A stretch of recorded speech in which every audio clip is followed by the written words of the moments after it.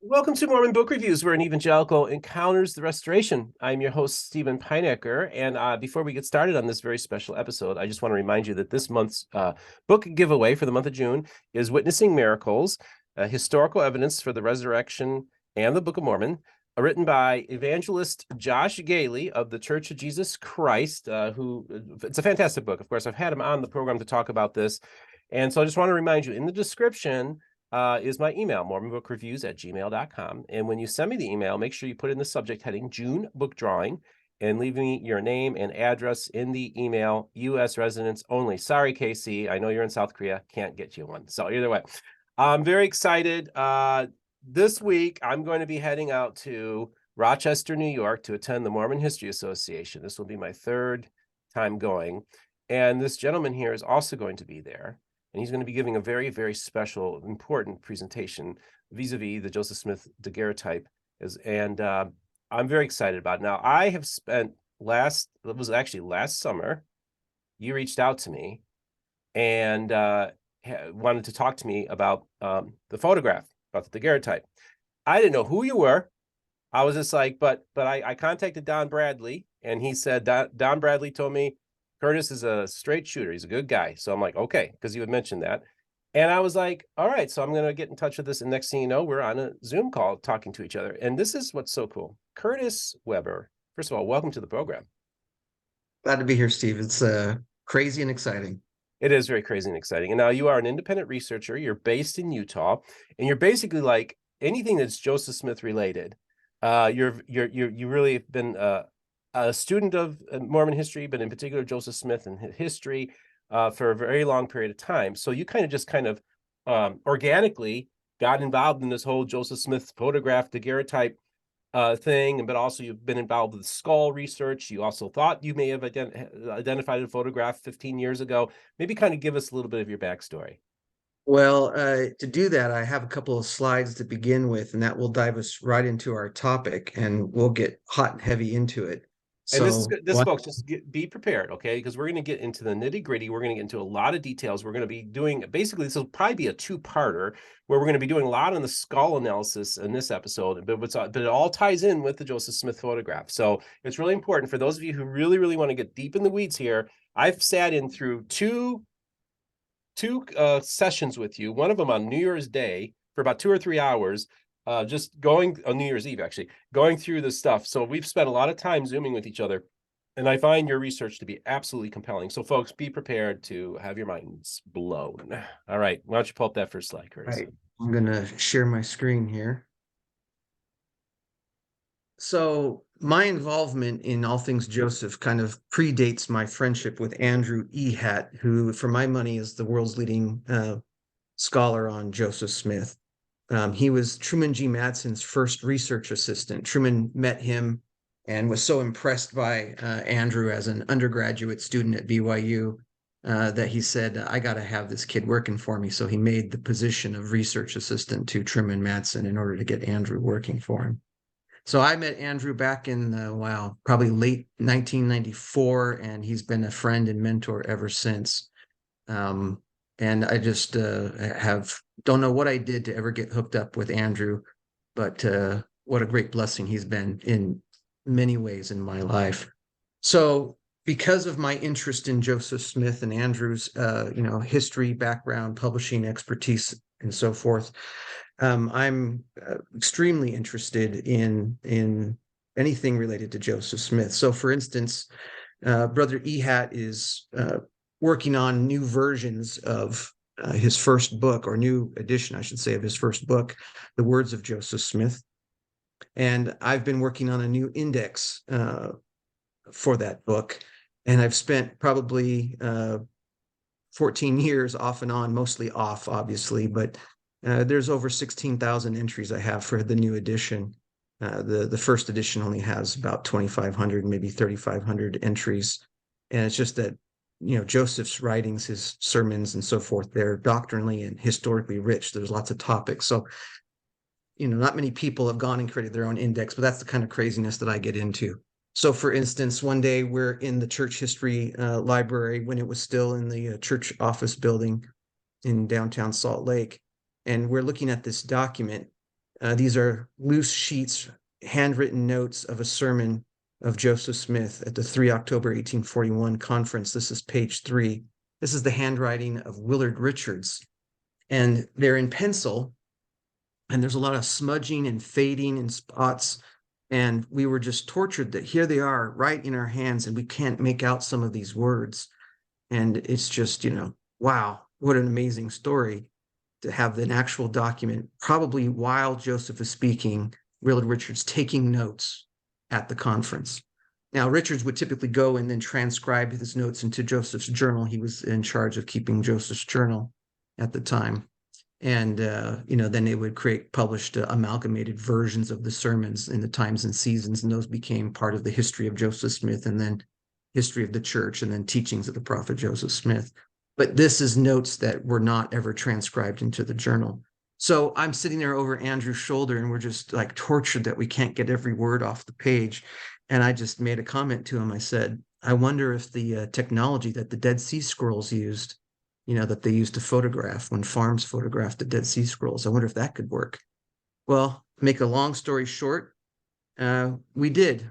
We went and had multi-spectral imaging done of this document. And it's a long story, but that's why the Joseph Smith Papers Project does multi-spectral imaging, because they saw what we were doing and said, oh, that's probably a good idea. Let's see what we can do with it. And so the church actually now owns their own multispectral imaging equipment and software. So wonderful little backstory there.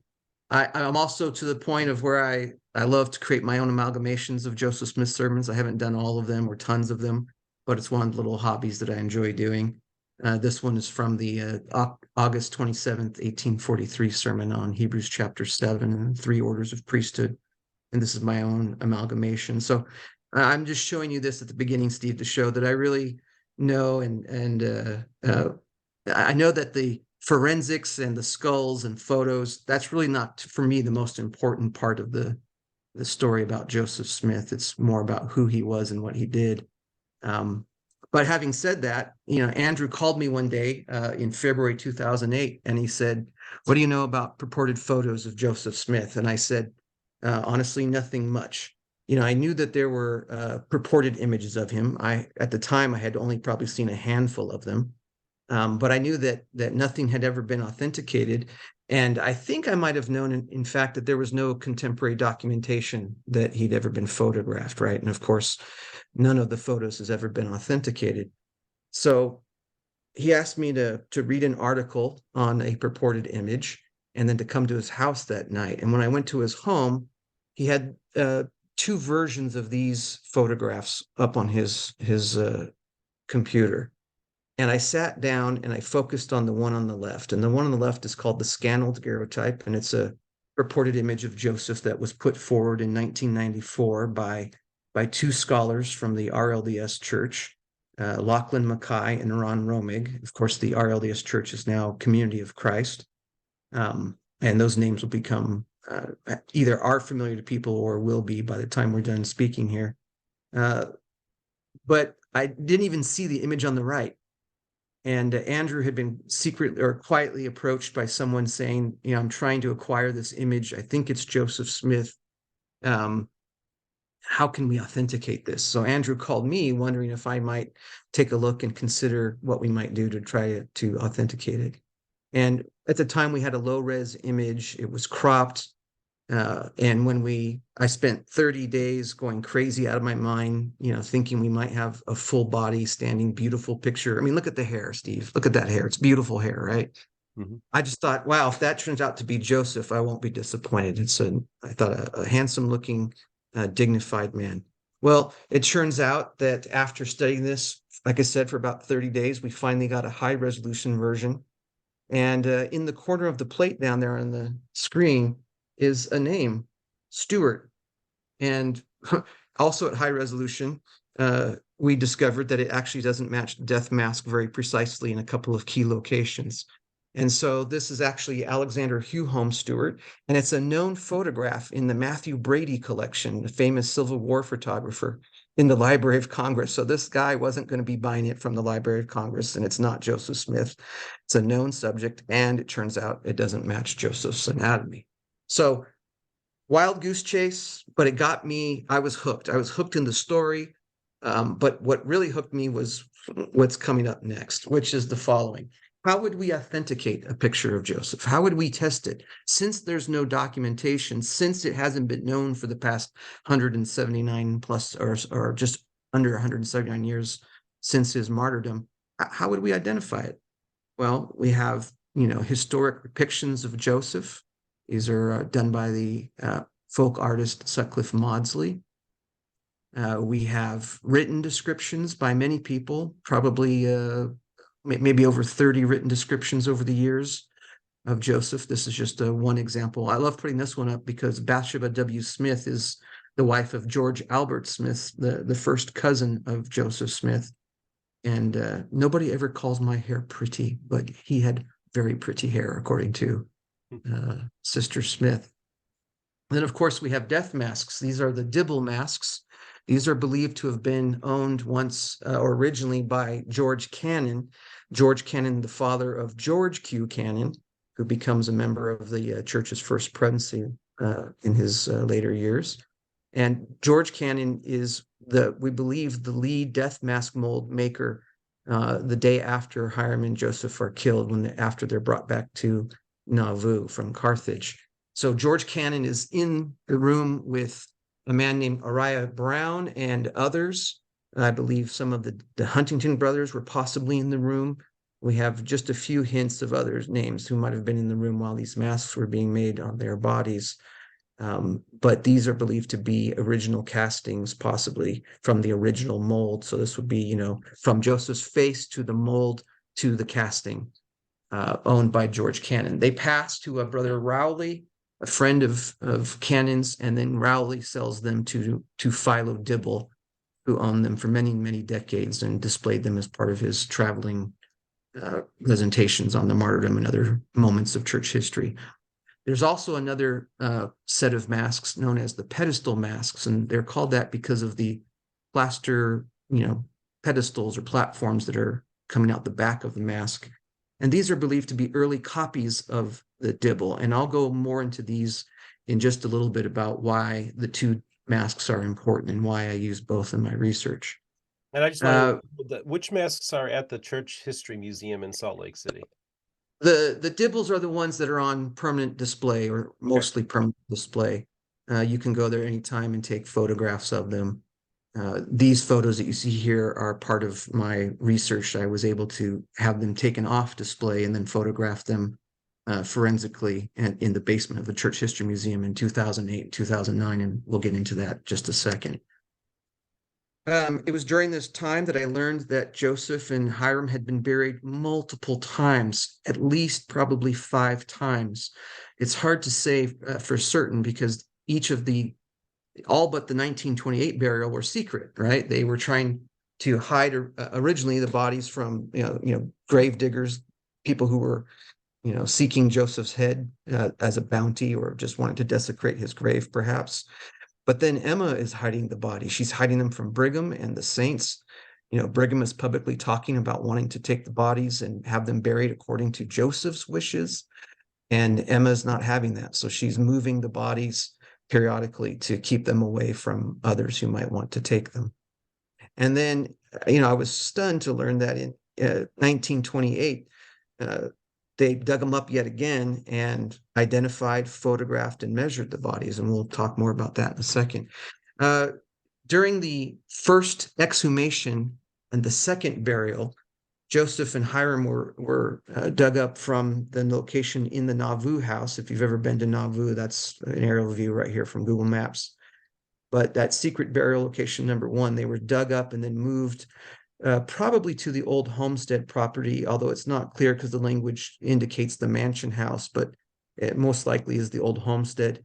But during that process, William Huntington and Dimmick Huntington, who were participating in the process, got some locks of Joseph's hair. William actually cut the hair from Joseph's head, and then gave them to Dimmock, and Dimmock's locks were put into the head of what's called a martyrdom cane. This is Dimmock Huntington's martyrdom cane.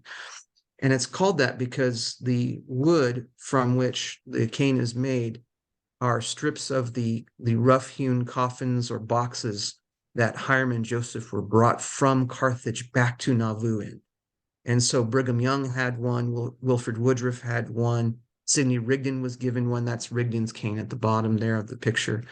And Dimmock Huntington has one, and that's Dimmock's cane at the top, and that's the one that contains the hair. So we have locks of his hair. Now, if you've ever been to Nauvoo and seen the current gravesite, just to the left is this little outbuilding. That's actually a reconstruction of an outbuilding that once existed. And in 1928, any trace of that building was gone, and that building was where they had been buried underneath that outbuilding.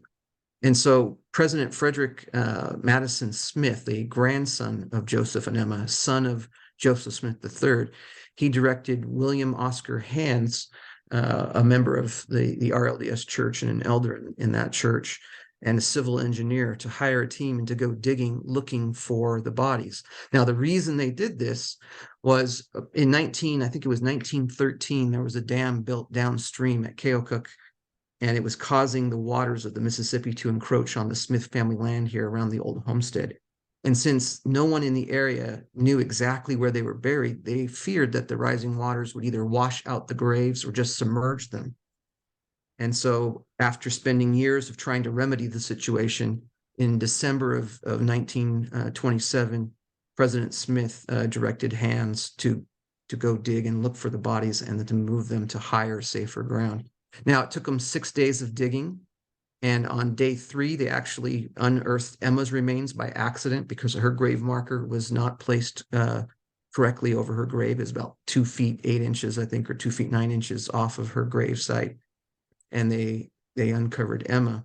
So 3 days later, when they uncover a skull and then a second, first, skull 1 and then skull 2 laying next to each other, Hands immediately identified skull 1 as Hiram's, and then they unearthed skull 2 and they identified that as Joseph's. But they didn't just identify them, they took them out of the ground with permission once Frederick Smith arrived in Nauvoo, and they took them across the street to the mansion house where they were photographed, cleaned and measured. And these are photos of the 1928 examination process. These pictures are sacred, and I know some people probably feel that we shouldn't be showing these pictures, but I'm doing this for scientific reasons, and I will attempt not to use the full skulls in most images that you're going to see that follow.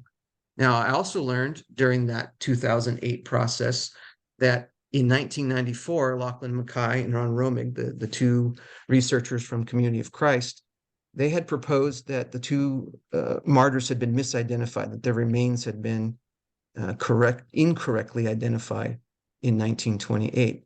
And that would mean that Joseph is buried next to Hiram, who is buried next to Emma, and not Joseph in the middle.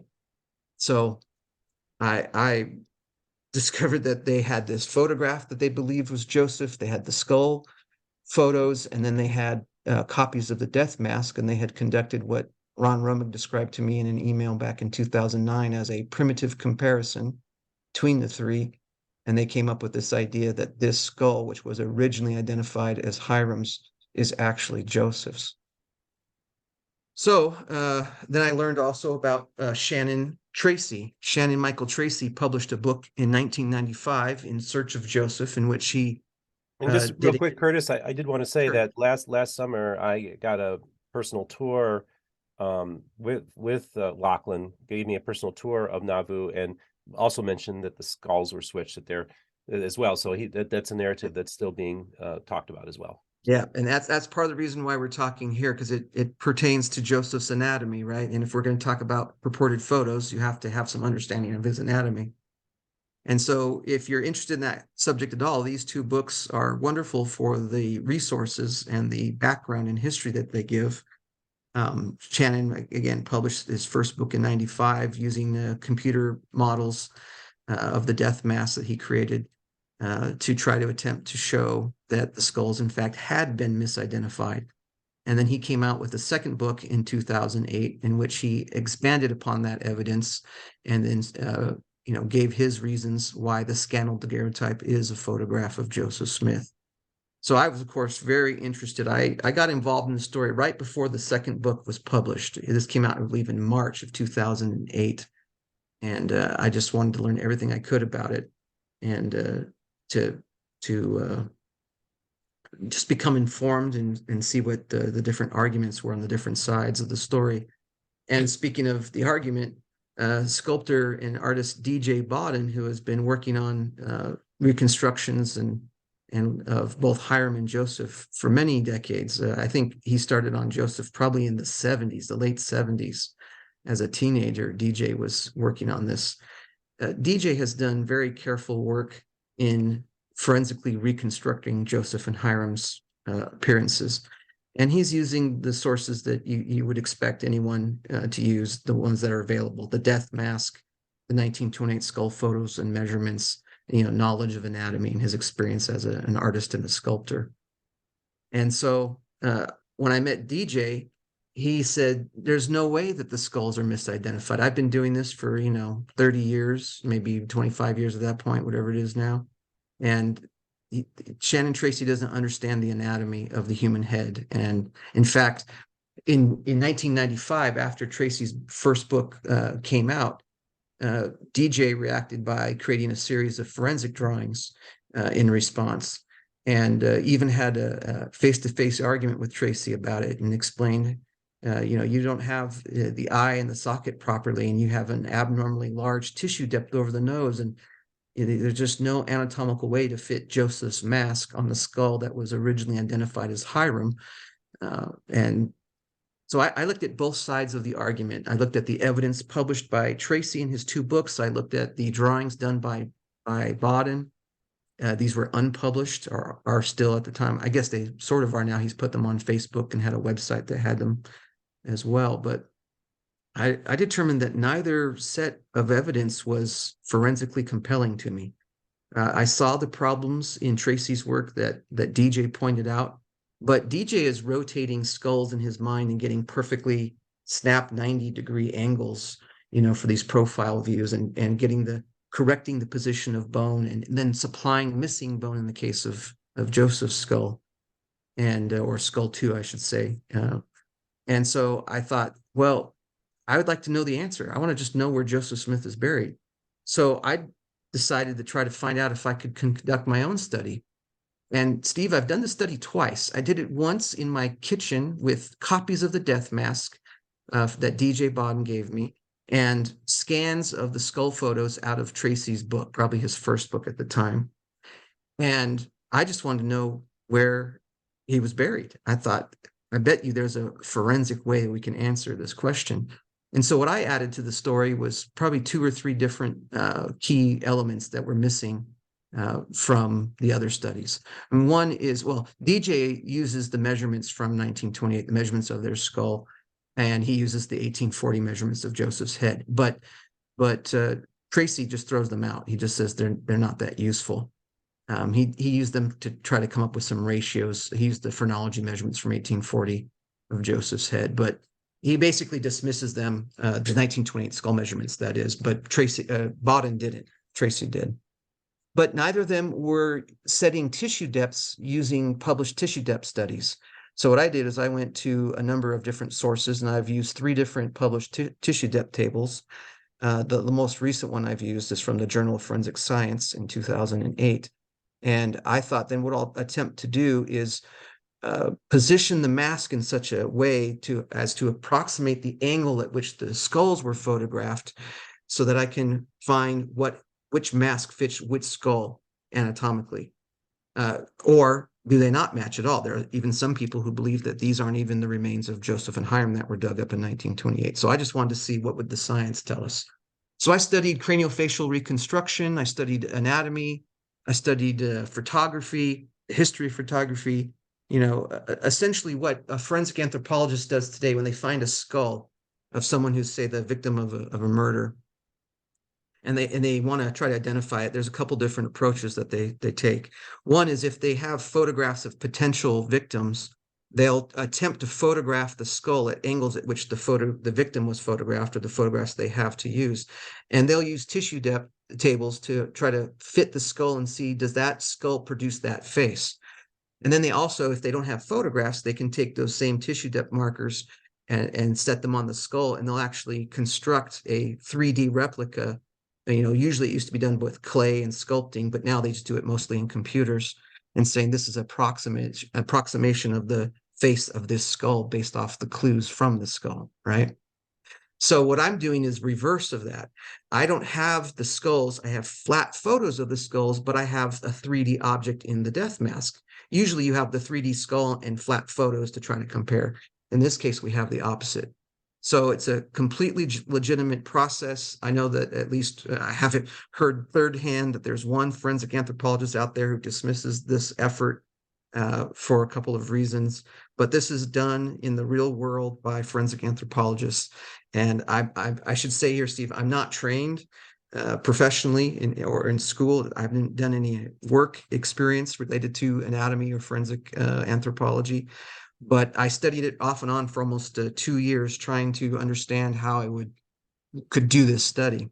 So the study is published in 2009, and you can get it for free online from the Ensign Peak Foundation. You can just Google Joseph's grave, or skulls and crossbones, Curtis Weber, or whatever, and it'll come up, one of your first hits. So as part of that study, the first thing that I demonstrated was that the death mask is actually reliable. This is profile tracing in red of one of the 1842 Sutcliffe Maudsley drawings.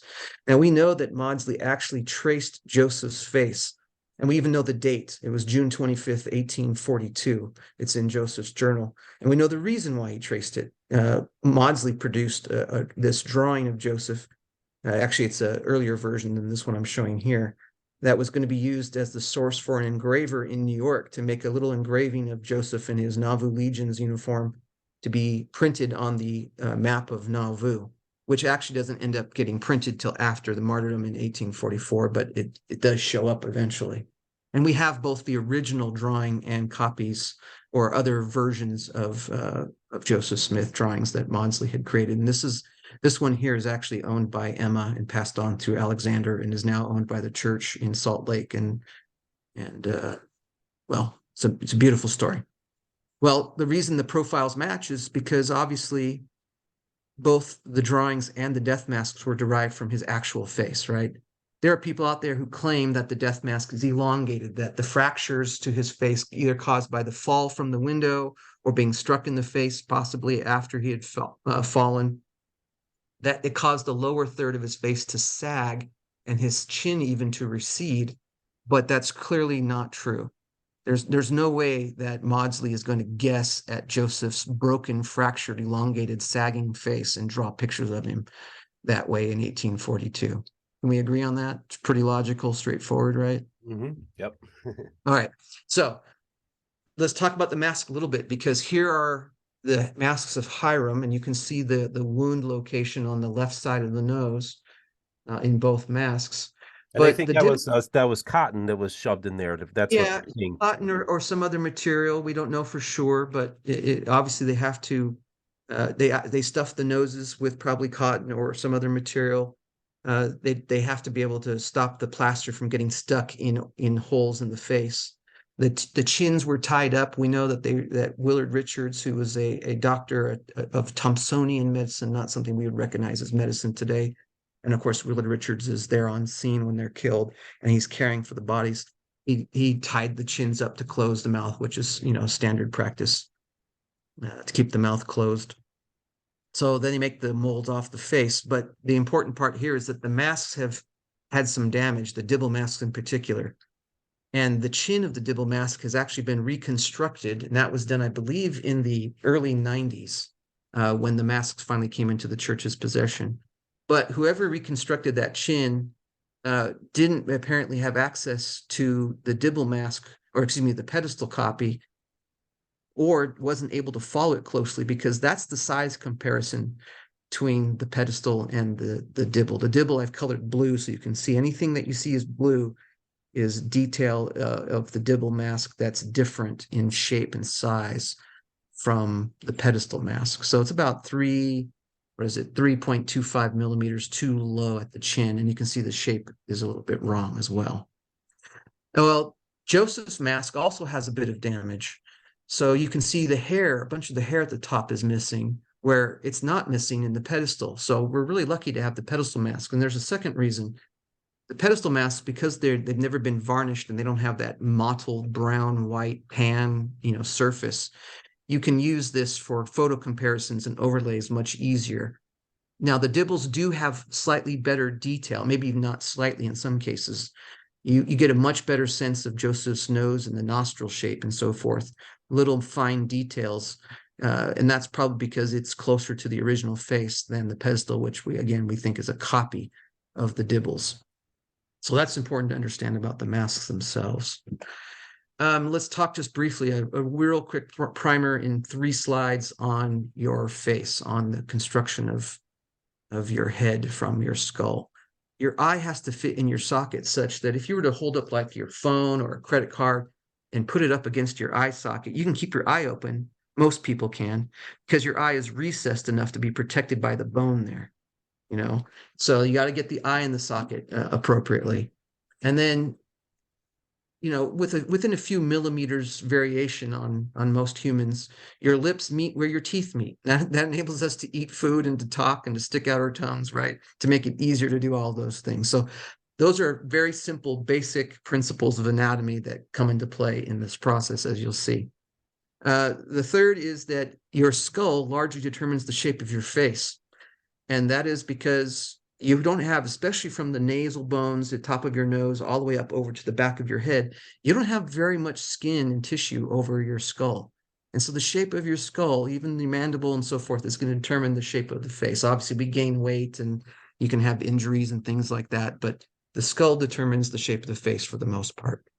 So let's get into the process of identifying Hiram and Joseph, or whether they are the skulls discovered in 1920 are Hiram and Joseph.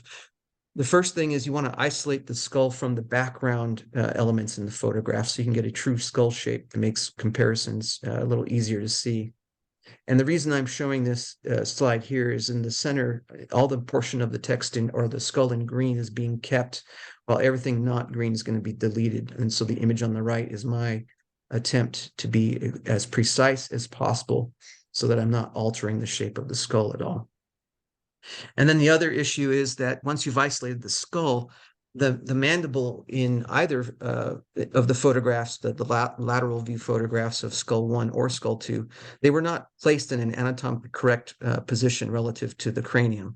So in this case, we're lucky that we have enough bone and evidence both of the condylar process, which is this top back part of the mandible bone here, and the way that the teeth would join, that we can actually, just in 2D, without having to get too fancy, we can rotate the bone into a pretty close to accurate anatomical position of what the bone would be if you have all of your tissues and muscles and ligaments holding them together. So that's a correct position, or as close as I'm going to make it. My position is just barely different than Tracy's. He and I can both be slightly wrong. It's not going to change the result of the outcome at all.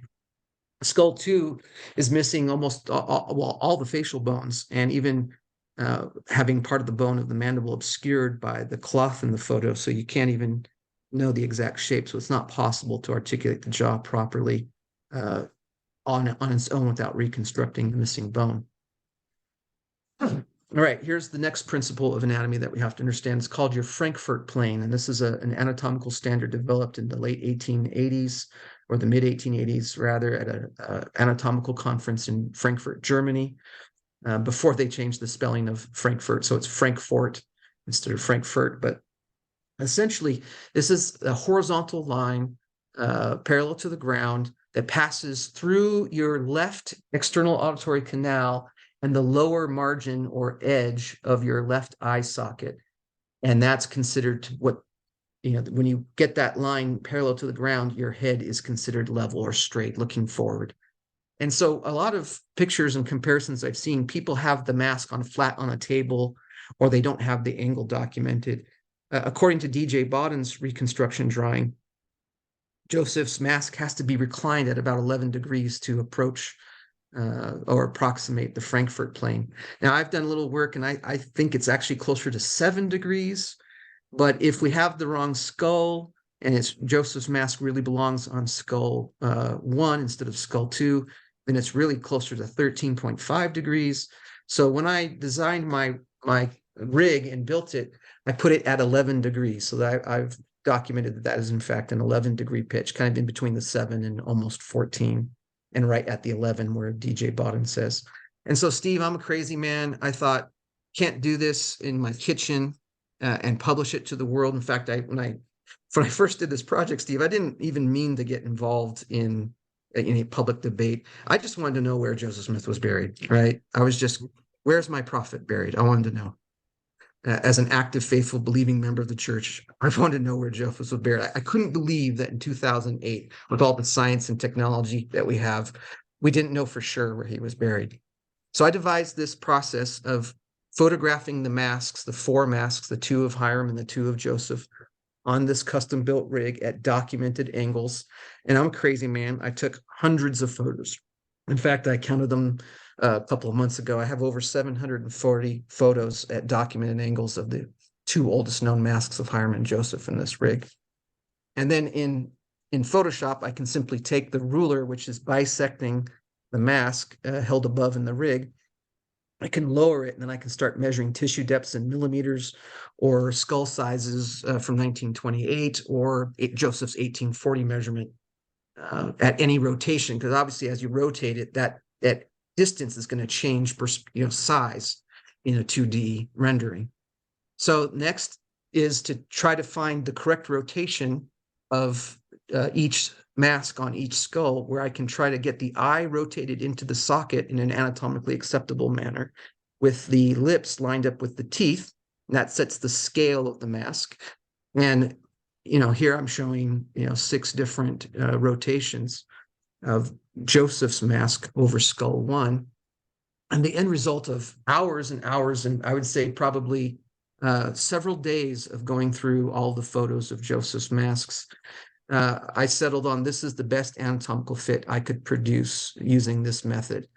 And I'm at 20 degrees shy of a 90-degree turn. So I had to rotate the mask 20 degrees towards the camera after turning it 90 degrees away from camera, mask left. And as you can see here, Steve, the tissue depth of the forehead is inconsistently deep. The brow and the bone don't align. The mask of the brow of the mask and the bone brow. And the tissue depth at the end of the nasal bones is massive, 3 times larger than normal. Even if you're obese, you don't get that much fat. And this is exactly the problem that DJ pointed out to Tracy, except I do have the eye in the socket. Now, I've also set the mask at average tissue depth at what's called the supraglabella. That's a little spot on your forehead above your brow. And then at the chin lip fold right there below your teeth.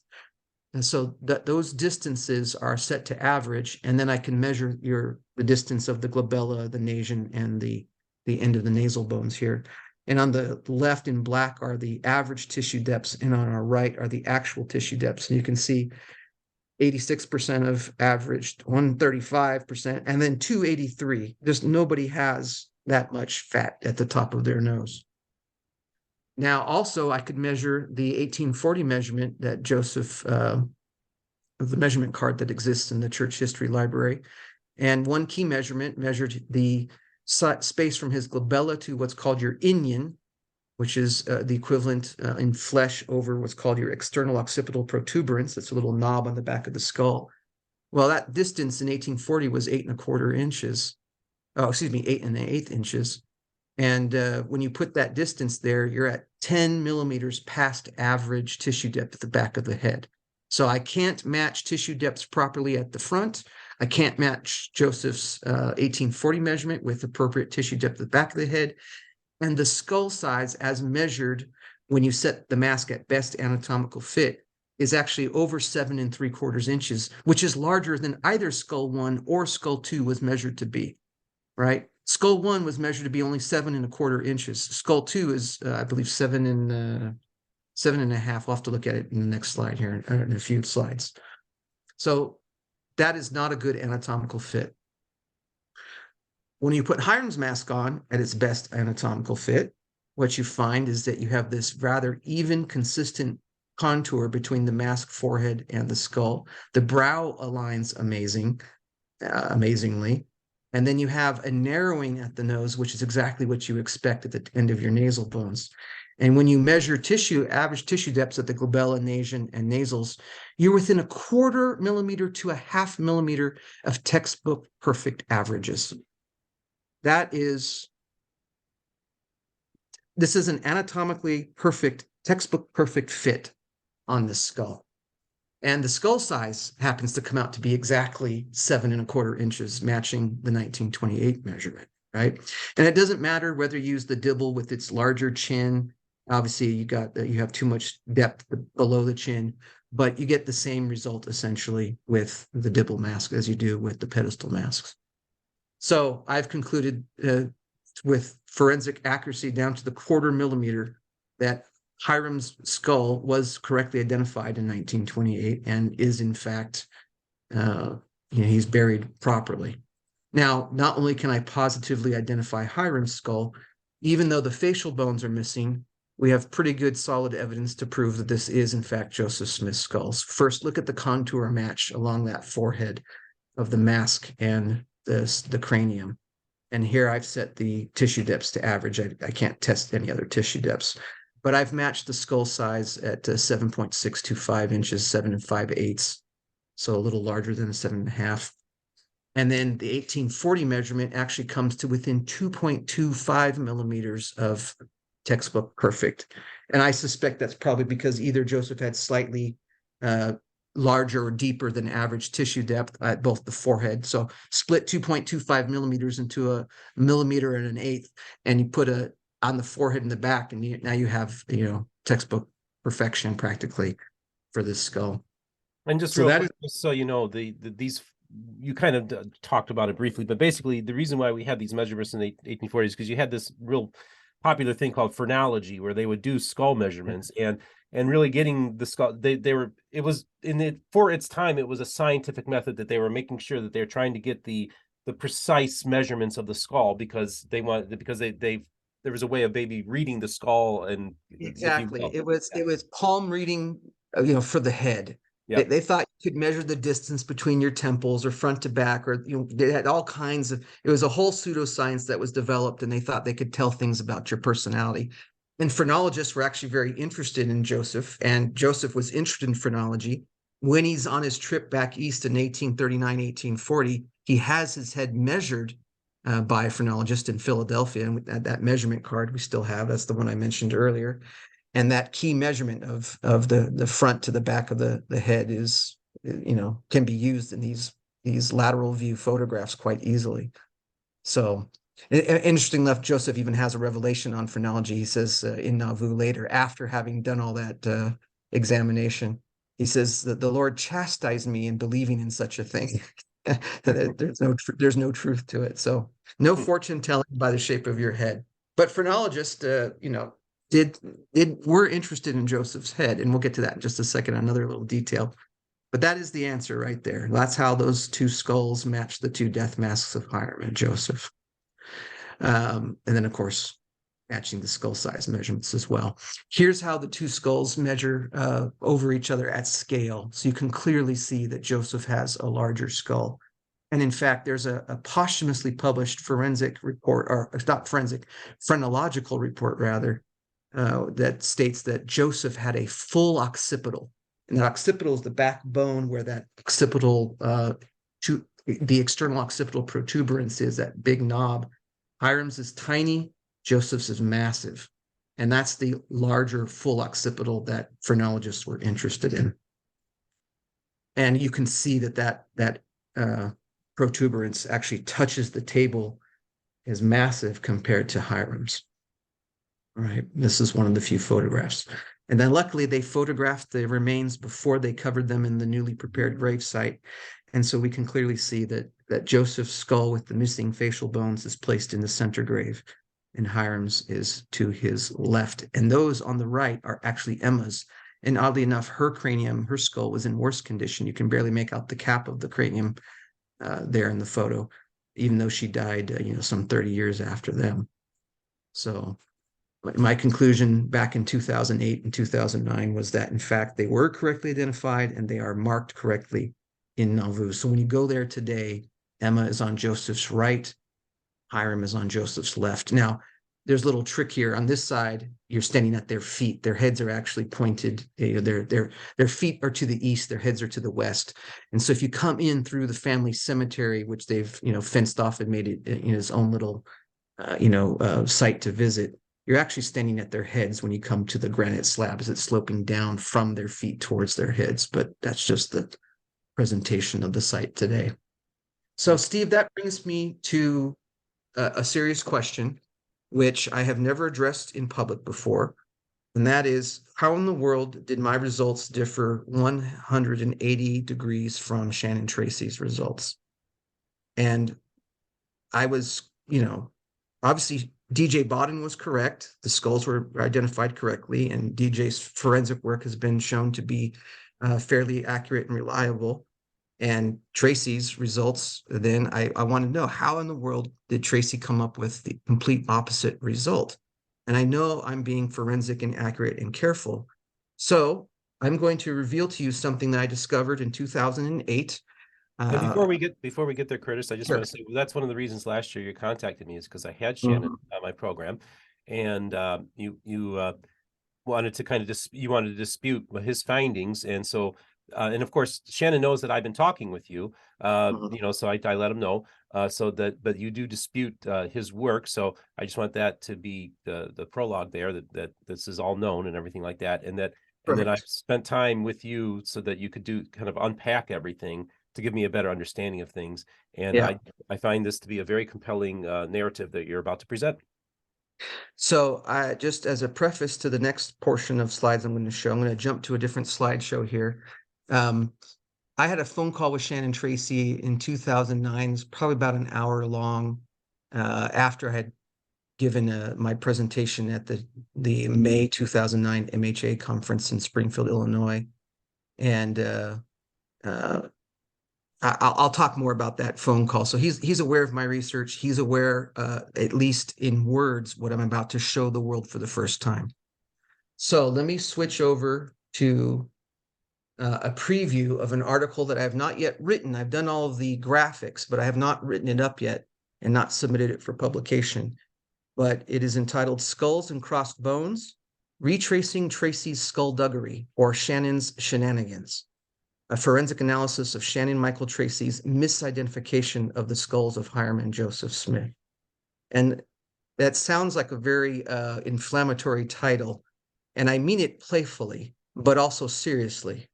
And I think when I show you the evidence now, you'll see why I felt that was the appropriate title for this article. And let me preface this also by saying, when I discovered this evidence in 2008, and then started considering making my research public, I was reluctant to talk about what I had discovered about Tracy's work, because I didn't want to come out of the chute the first time, going to an MHA conference or writing an article on an important historical topic, making accusations. I thought what I would do was just put the best forensically accurate and careful study, out there to the world, and let the truth speak for itself. Unfortunately, there's still a lot of people who have not carefully considered either what I've done or what he's done, and have not taken the time and effort to check our work. And so what I've done is I've checked Tracy's work. I wanted to know, how come he arrived at a completely opposite result from reality?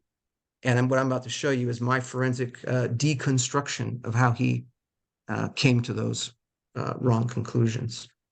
So the first problem in Tracy's work has to do with the isolation of the skull from the background elements in the photographs.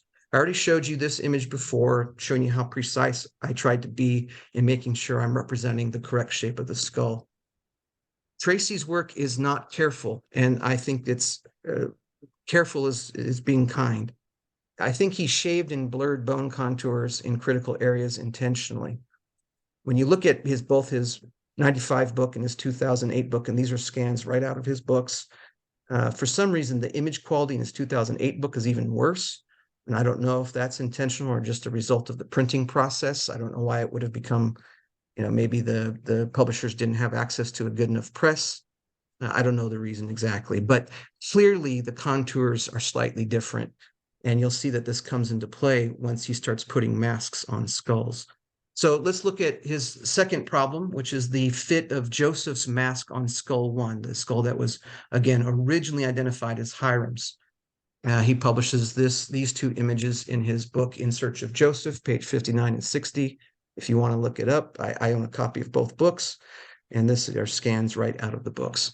Now, the impression you get from the image on page 59, where he has the mask at say 50% opacity over the skull, is you get this impression that there's this even parallel tissue depth at the forehead.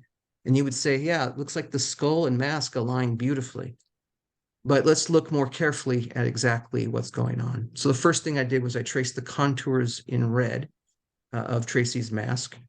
And you can see a number of problems when you add the skull contours, the actual high resolution, accurate skull contours to the image. There's no tissue depth at points along the forehead, and the brow almost has no depth.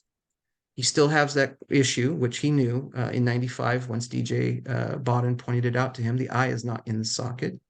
He's got this massive tissue depth at the nose, and he has an insufficient tissue depth at the chin. He's not tons off, but it is still too shallow. Okay, that's the first problem. I already mentioned DJ's careful work and his forensic drawings on the prophet. And so I thought we'll show you exactly what happened when DJ told Shannon, you have these anatomical problems in your work. That you do not have the right answer. You don't know what you're talking about. I'm told it was quite a heated discussion the two of them had. That leads to problem number 3, which is in 2008, in his second book, Millions Shall Know Brother Joseph Again, Tracy comes out with improved overlays. And as part of the text of that book, he says this new overlay in 2008 not only shows a perfect alignment of the profile, but also rotates the eyes back into the sockets and reduces the space above the nasal bone into a more correct anatomical position. And then he concludes that this skull, skull 1, the more intact skull, is Joseph's. Now, I wanted to know, well, how did he do that? How did he get the eye in the socket and that nose gap gone? Because I can get the eye in the socket, no problem. You just rotate the skull or the mask a little bit more towards the camera. How do you get that nose gap gone? So I thought I would do a forensic deconstruction of this image as well by first, again, adding the skull contours, the actual precise skull contours back onto his image and looking at the problems. Obviously, the eyes in the socket and the nose tissue is reduced exactly as he claims. But there's almost no tissue depth. And in fact, you can see a little bit of white peeking out underneath that black line. The skull is extending through the mask slightly. So he still has a tissue depth problem that he hasn't addressed. And now he has even less tissue depth at the chin. You just don't have that small amount of tissue at your chin, right? So I thought, well, let me try to find my best way using my photographs to approximate this mask shape so I can figure out what's going on. And this is the best image match I could come up with. It's the mask is rotated 10 degrees shy of 90 away from the camera. So at 80 degrees, mask left. And you can see it doesn't match perfectly, but trust me, Steve, I went through dozens of angles trying to asking these 8 questions. How does the eye match? How does the mask height match? How does the chin contour or the lips or the nose? How does the back edge align? I asked all these questions attempting to find the best fit. And this is the one that I came up with, matching the scale of the height of his mask. And I should note, he's using a 3D model. He created it back in 1995, and I'll show you what happened to it since then. So obviously there are still problems, right? The eye doesn't match the position of the actual mask. The nose size doesn't match. The lips, or the brow rather, is not quite as contoured. The lips don't match very well. And even the back edge of the masks are not parallel. And these are all important things. And so I thought, first, the first two obvious problems, the most significant, are the eye position and the nose size. So the first thing I tried was reducing the mask photo to match his nose size. And obviously that's not the answer, right? I mean, now the mask isn't the same height, and the lips and chin don't align, the eyes even worse. So I thought, okay, what's going on here? And I honestly, I tried to make sure that I could come up with a good match. I wanted to understand his evidence. And so my next thing to try was, well, what happens if I try to get the eye into the position? Maybe he has the mask at a slightly different, tilt. And so I just tilted the mask back 2.1 degrees. And lo and behold, now the eye is perfectly in, but so are a few other things. That's practically a perfect match at the nose. And now the lips match just fine. And now the chin matches just fine. But there's one big problem. Now you have the actual skull protruding through the mask, Steve. And all Tracy did was tip this mask back and then change the shape of the forehead of his 3D model to cover the skull.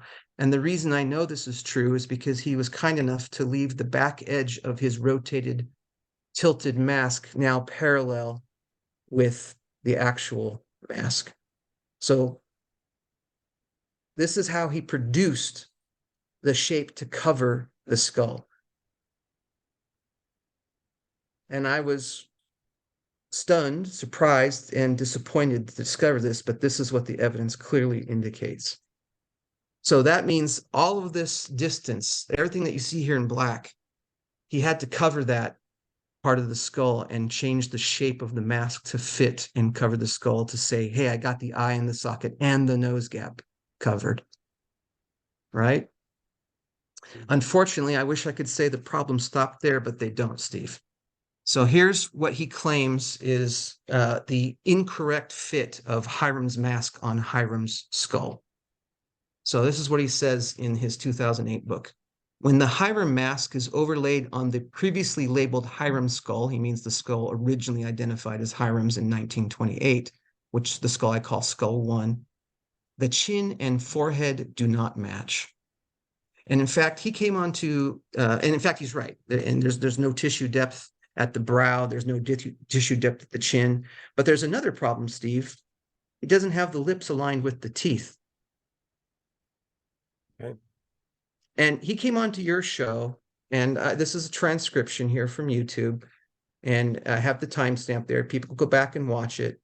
And this is what he says. Then we looked at Hiram, since this was supposed to be Hiram's skull. We tried to fit his death mask on there, and no matter how we scaled the death mask, it just would not fit on this skull. The ratios were wrong. And we know that the chin had been reconstructed, but we were focusing in on the eyes and the ridge and the brows. And you see here that it just didn't fit. Now, I've known since 2008 that this is not true.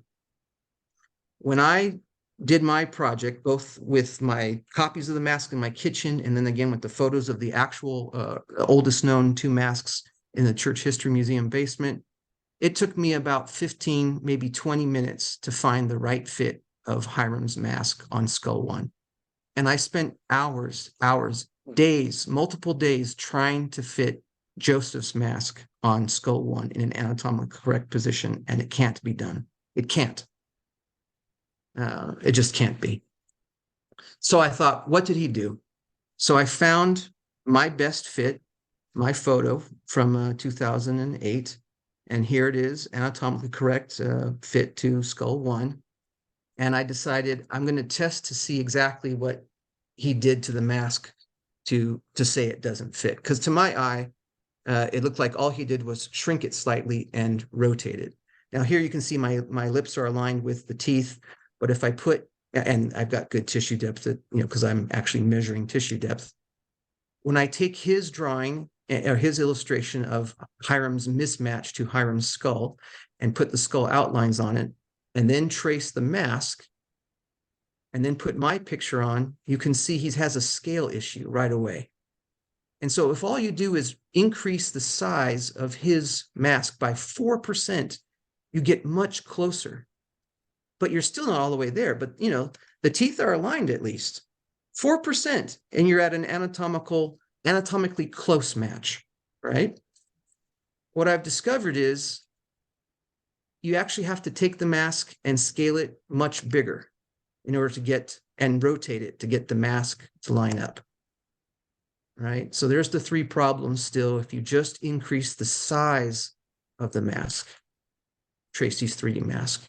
Here's what happens when you increase it 10% and rotate it. Now I've got matches everywhere, except the entire lower third of the face, Steve. Right? That doesn't match. So once again, I have the back edge lined up so I know exactly, and I have it all the way from the nose all the way up. I know exactly what angle he has the mask at. And in fact, you know, he talks about the reconstructed chin that I talked about earlier. He's not using the dibble mask. He's using pedestals. And his outline is even larger than the dibble reconstruction. Okay. So he has either enlarged the lower third of the 3D model of Hiram's mask, or conversely, he has shrunk the upper 2/3 of the face once you get to above the nose line, the base of the nose. So here I'm matching either scale, right? So basically, his 3D model does not match reality because he's altered the shape of that model as well. And again, extremely disappointed to find this evidence, but this is what the forensic evidence indicates. And when you go back and listen to his interview with you, if you go back and read his books, I believe strongly that he is presenting these altered shapes to the doctors that he gets to participate in his project back in 95 and 2000 for his 2 books. And he is showing them falsified data and leading them to the conclusion that, in fact, the skulls were misidentified. So you have all these doctors who are being duped by this false evidence saying, yeah, they really don't match, do they? Now, there's other things that they don't consider just the mask fit. But if you're fed this, and I wasn't there in the room, but the way Tracy describes it, it sounds like he's showing them and they're agreeing with him. Yeah, you can't get this mask to fit skull 1. You know, well, when you change the shape of the masks, of course you can't get them to fit because you can do anything you want with the mask when you start changing the shape. And in fact, I'm so confident in the accuracy of this work and this analysis that I'm going to invite anyone, any forensic anthropologist, anybody with the necessary skill set or interest, go download the church's 3D models of the death mask. They became available in November of last year. It is in partial response to my repeated request to have access to the massively detailed, beautiful, large 3D models that they created several years ago. And they have finally released those to the public. Anyone with the necessary skills, a little bit of 3D knowledge, a little bit of Photoshop, you can go and do the same thing and you can see who's right. Is Shannon Tracy, did he tell the truth? Did he show the exact shape of Hiram's mask and Joseph's mask? Or is it Curtis Weber? And I already know what the answer is. But if people really want to know for themselves, you're welcome to go do it. But I'm not afraid to show my work as I've done here. And Steve, I'll even offer to any viewer, any listener, email me, contact me on Facebook. Steve can put my email in the description, in the notes for the video. Contact me. Do your own version, then show me the results. Let's make it public. Let's know the answer, because I don't think this is something we should be in the dark about. And this, I hate to. And you know, this thing too is, Chris, you know, Shannon, like I said, has been on my program, and I periodically stay in touch with him. And you know, this is obviously pretty serious what you're saying here. So I think it's really important that, you know, maybe Shannon, in light of this, maybe look at his work. But I'm not an expert, so this is why I think it's important that we kind of crowdsource this, that other people do their own research. And I'm sure there's many other people out there that are probably doing similar things as well. So let's try to get as much information together to kind of see, you know, what Curtis is saying. Is this correct? Is this the data? And then Shannon, you know, of course, you may want to look at Curtis's work and see, and maybe see what kind of response you want to give to it. But again, I'm not an expert. I'm just letting Curtis present his work here today and let the audience decide. And yeah, I'm glad that, and you know what? I want you to send me a link for this particular page so that people then can just click on it in the description. Yes, we'll and put then that they in the can notes as themselves. well. Yep. Yeah, perfect. Okay, continue. All right, so all this work leads to another important issue that's come up more recent years, and that is, if this is Hiram's skull, which the anatomy clearly shows that it is, how in the world did he get shot in the face and he has his bones intact, but Joseph's skull, we know Joseph wasn't shot in the face, and why is all his? I mean, if you just look at the two skulls and you say which one got shot by a 19th century musket in the face, you would say, oh, the one that has all the missing facial bones. It's like a no-brainer, Yeah. right? Well, Mhm. I'm not a forensics expert, obviously, and I am not a ballistics expert. I have never studied gunshot wounds or trauma to the face or to the skull, but I do know that the wound location is in profile, not touching any of the existing bone. So there's no problem if the angle is right. And this is where it's speculation on my part. It's a hypothesis. It's not an uninformed hypothesis, but it's certainly not an expert hypothesis. But we know the wound location on the nose because of the mask, and we know from reports that Hiram, and from the clothing, that Hiram has a wound under his chin. His jugular was probably severed because he bleeds out on the right. All the blood is on the right upper portion of the shirt, right? So it's not, doesn't take a rocket scientist to say you've got a wound under the chin and a wound in the nose. That looks like it's a single shot. You would, if that's the path of the bullet, you're clipping the maxilla, causing the Lefort 1 fractures. That's the style of fracture that's shown in the photographs of skull 1. And then not touching any of the bone of the mandible, and there's no other exit wound. The holes in the side of the skull, those aren't exit wounds. He's not getting shot from the sides of his two heads. Those are natural suture lines of your parietal bone. That's, the bone is either weaker. I don't know what exactly would have caused that post-mortem, but that's damage that's come after they've been buried, right? So I don't know where Hiram was standing. We have accounts that he's 10 feet back and he's struck in the face. There's some theories, and I put this forward in 2009 as a possibility, that he's actually up against the door and that he's pushing with all of his might to hold that door closed. And that's why his head is turned and he gets a straight shot through. And then, experts have said, well, that's not really possible. I don't know it's possible. I don't know if it's one shot to the face or two. I suspect it's only one. But I will say this, I don't agree with Justin Griffin's conclusion that John Taylor was the murderer of Hiram Smith. And Justin used two of my pictures from my 2009 article in his first movie, Who Killed Joseph Smith, Part 1. And he and I have spoken about that. I said, now, Justin, he didn't ask for my permission. He never spoke to me about it. I found out after the fact. And I said, don't do it again, Justin. And he agreed he wouldn't do it again. So I hope he stays true to that, and I'm sure he will. But I don't think we have enough evidence to reconstruct exactly what happened in that room. We have two, witnesses who were in the room who Justin believes are lying to hide their complicity in their murders. I have zero evidence to support that, even if this is a single gunshot wound that passes either from the chin through the nose or from the nose and exits the chin. I don't know which is the entrance or exit, or even if it is just a single shot, though I suspect it is, as I've already said. But I just don't believe we have enough evidence. I mean, forensic experts today care about blood spatter patterns, and they want every piece of shrapnel and every pockmark in the wall or the ceiling or the floor to be identified and photographed and measured. We don't even know. I spoke with Sam Weston recently. We don't even know for sure the caliber of ball that went that door, despite everybody trying to figure it out by putting, a 56 caliber ball through or whatever. Sam told me I have shot hundreds of musket balls through panel doors in testing these various theories. And he says the hole always comes out smaller than the actual ball because the ball is being elongated and flattened as it's flying. And I don't know the forensics and science behind that, but I take him at his word that every single time he's done it, the hole is smaller than the caliber of ball that he fires. And how many, Steve, I don't know. Have you been to Carthage before, Steve? I'm sure you have, right? No, actually, that's one of the places I haven't Oh, been that's to one of the yet. things you're going to, well, when you go, be sure to do what hundreds of thousands, if not millions of people have done. Go put your finger through the hole in the door and make it slightly larger. Mhm. Take a few atoms off the shape of that hole. Right. I don't know how many fingers have gone through that hole. I Yeah. would love to see a true forensic scan, a true 3D scan of the door, and a cone of possibility created for different calibers of bullet, considering that they actually might flatten and reduce in size during flight. Mm. So that would be amazing to see some real forensic science thrown at it. And I'm not saying we couldn't come up with more evidence or come up with more hypotheses to try to answer that question of what actually happened in that room for those few minutes.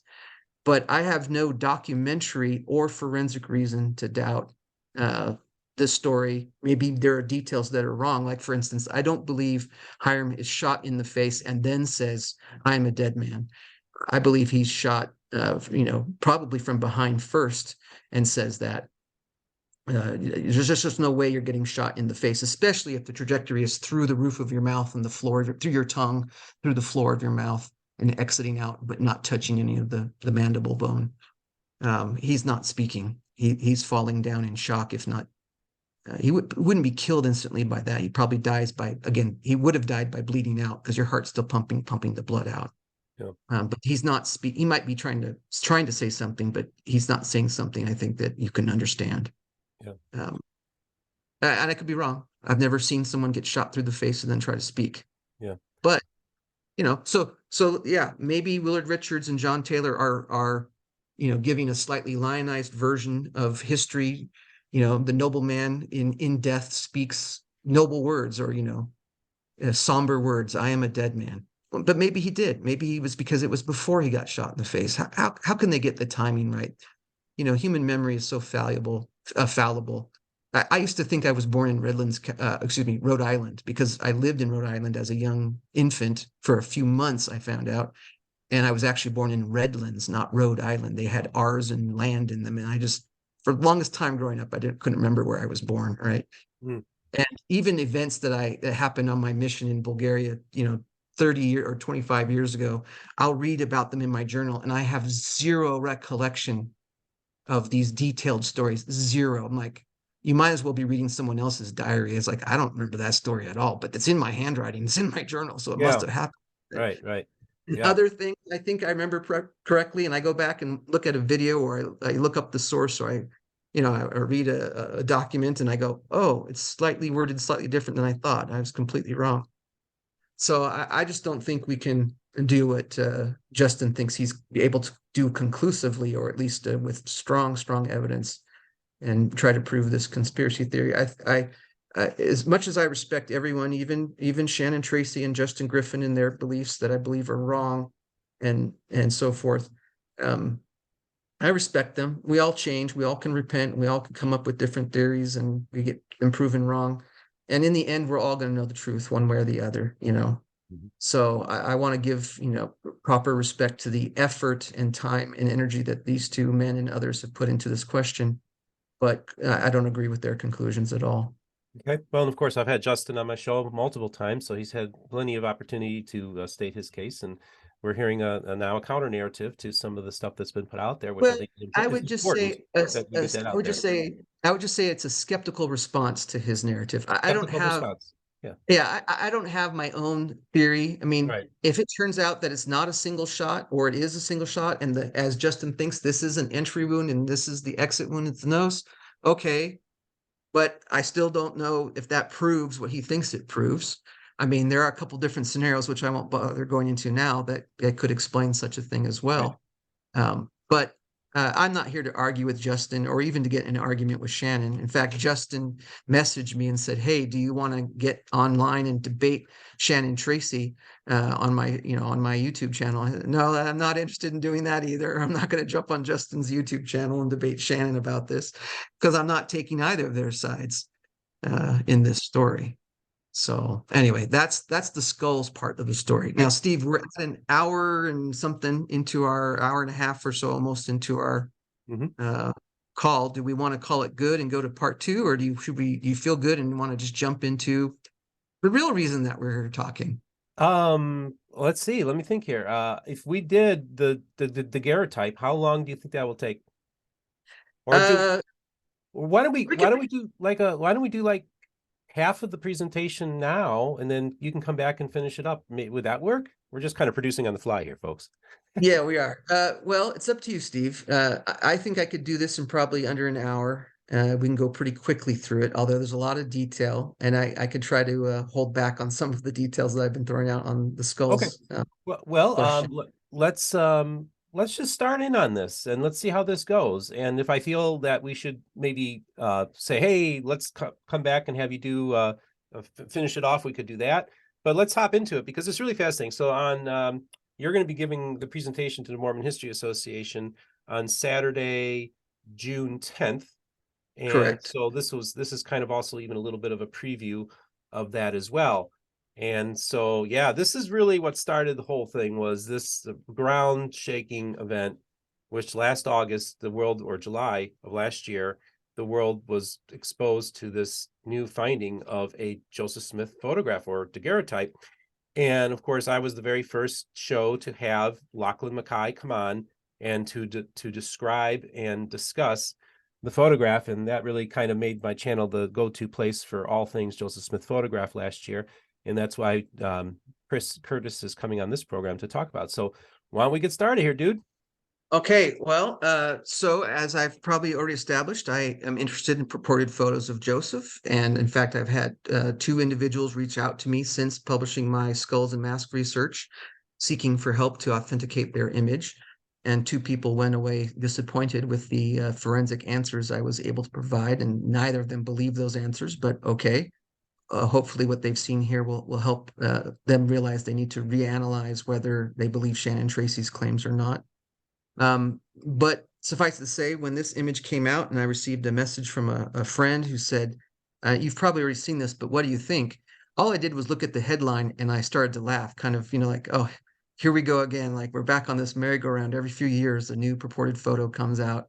And I knew this whole thing that had got, it consumed my life for 2 years back in 2008 and 2009, and a little bit since. And so I clicked the link and went to the Deseret News site, and I took one look at the first image on that article announcing the find. And I thought to myself, yeah, that doesn't look like him. Or, yeah, I don't think that looks like him, at least. And then my second thought was, well, it is interesting, though, that he does have a rather long lower, third of his face, because I had done enough comparisons to purported photos to the death mask to say that most pictures just fail to get the vertical proportions of the face correct, right? So let's just briefly talk about the daguerreotype. I learned by skimming through the Deseret News article that it was Lachlan Mackay and Ron Romig who were putting this forward. And I was like, oh, this is coming from Locke and Ron again. I thought, well, that's interesting. And then I'd read that it's actually a daguerreotype discovered by Lachlan's uncle, Dan Larsen. And Dan Larsen received the locket from his mother, Lois Smith Larsen, in 1992 before she dies. And it's in a collection of other family keepsakes, some pocket watches, some gold coins, some pins, a little decorative knife, a little collapsible, pocket knife, and nothing to indicate that there would be a photograph inside. No discussion about what it was. And a few months after his mother dies in early 1993, he starts looking at the articles that she had given to him. He opens the pocket watch that belonged to his great-grandfather, Joseph Smith III. And then he opens a second pocket watch that belonged to his grandfather, Frederick M. Smith, Frederick Madison Smith. And then he tries to open what he thinks is this other third pocket watch, the smaller pocket watch, and he's unable to open it. And you've probably all heard the story. He doesn't think much of it. He puts it away, doesn't touch these artifacts for the next 27 years. And then when the pandemic hits in March of 2020, he decides one Saturday morning, probably based off conversations I've had with him in published accounts, looking at these artifacts again, and puts them on his kitchen table and opens the pocket watches and tries to open the smaller pocket watch again. It still won't open. And he told me, he says, so I grabbed a knife that I use as a letter opener. It's a sharp-edged knife. And I just put it between the halves of the locket and gently pried it open, and it just popped open. And of course, he doesn't find a watch. He finds a daguerreotype. In fact, he didn't know the word daguerreotype, and he couldn't even see the image because daguerreotypes are rather unique objects that are difficult to see if you don't hold right in light. In fact, let's talk just a little bit about daguerreotypes because by everything that I can read from every expert that I've ever heard or found online, daguerreotypes are almost always mirror images. Now, there are instances where that's not true, but especially in the early years. And, daguerreotypes are the first form of photography introduced to the world in August 1839. It's a process developed by not only Louis Daguerre, who it's named after, but by other predecessors. But Daguerre gets the credit for finding the right magic formula to get silver to become photosensitized, to be able to capture an image, to then develop that image using heated mercury vapors, and then to wash off the photosensitivity gently with sodium thiosulfate, and then to wash it with distilled water, and then to dry it. And then if you need to, if you want to gild it, you can put gold chloride, and gives it a slight gold tint and makes the image slightly more durable. But it's such a delicate image and it will tarnish because of exposure to oxygen and sulfur in the air. You have to then seal that daguerreotype plate with glass and protect it against oxygen and sulfur and other elements that would cause problems. So because of that, daguerreotypes are almost always mirror images. They're almost always backwards, reversed from real life. So you have to laterally reverse or horizontally flip an image to see what it would look like in real life, right? So the Larsen daguerreotype is about well, I don't have the number right in front of me. It's smaller than 1.5 inches because the Locket is about 1.5 inches. It's a tiny little thing. This is a photograph in the Locket in my hand, which Dan Larsen allowed me to take back in December of last year when we visited together. I'm not a big man. I'm 5'7". I don't have a large, massive hand, so it's a very tiny object. The head in the daguerreotype is probably just under 0.6 inches tall from the top of the hair to the bottom of the chin. It's very, very small. Now, I've done this study using I've used three different versions, images of the Locket. I originally started with the screen capture straight off the Deseret News website. I later switched to this version, which was published in the John Whitmer Historical Association Journal in the announcement article by Lachlan Mackay and Ron Romig. And then in December, I was finally able to get license agreement signed with an approval to use the high resolution photographs of the Locket rather. Now, Steve, this is pretty cool. This is the first time the public is seeing these images with permission of Dan Larsen. And I want to make sure just to make everyone understand, these are copyrighted images by Dan Larsen. I did not take these photographs. He paid photographer Robert Boyd to take them, and they're beautiful, high quality, high resolution photographs. We're getting more detail than ever before on these images. Now, without even thinking, when I started this project, I thought I was going to spend 15 to 20 minutes disproving this photo. And so I brought in that image from Deseret News, and I immediately horizontally or laterally reversed it, flipped it right over, knowing that 90+%, maybe 95+% of daguerreotypes are reversed. Only if it's a daguerreotype of a daguerreotype, which would naturally reverse the image, or if it was created using mirrors or a reversing prism, which was not common in the early years. And again, introduced in 39, Joseph's dead in 44. There's only about 4 years and 8 months or so. Someone will have to check the months, but there's not a lot of time for Joseph to have been photographed, and it's still early in the process. One expert, one of the leading experts in photography and in daguerreotypes, Grant Romer, who is now retired from the George Eastman Museum, examined this and said, not in person though, but I think digitally, and said this could be no earlier than 1843 or 1844 daguerreotype. That was his assessment. I've talked to a couple of people, and they have varying ranges. I've heard some experts say this probably isn't before 1850. And I've just discovered that none of these expert opinions are based on any forensic evidence other than just their years of looking at pictures and knowing the approximate dates or guesstimating based off clues, the approximate dates. So we just don't know how old this daguerreotype is. All right. So I found one of my skull photo or my mask photos from 2008 and decided I would just do a simple test to check the vertical spacing of facial features. This is kind of a sniff test to see is it even worth spending any more time? Can you get even close? If you can't get even close, the odds of it being a photograph of Joseph Smith seem to be quite small. But this matches quite precisely, right? I set the scale to the eyes and the mouth, and it tested the spacing of the nose and the chin relative to that scale.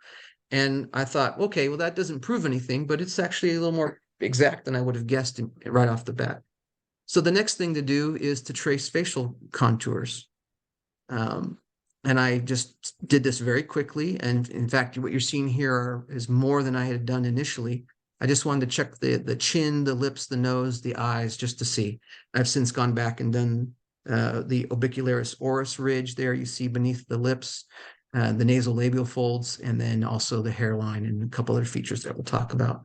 So I placed a copy of those contours on the mask, and then I started examining the fit at the bottom of the chin.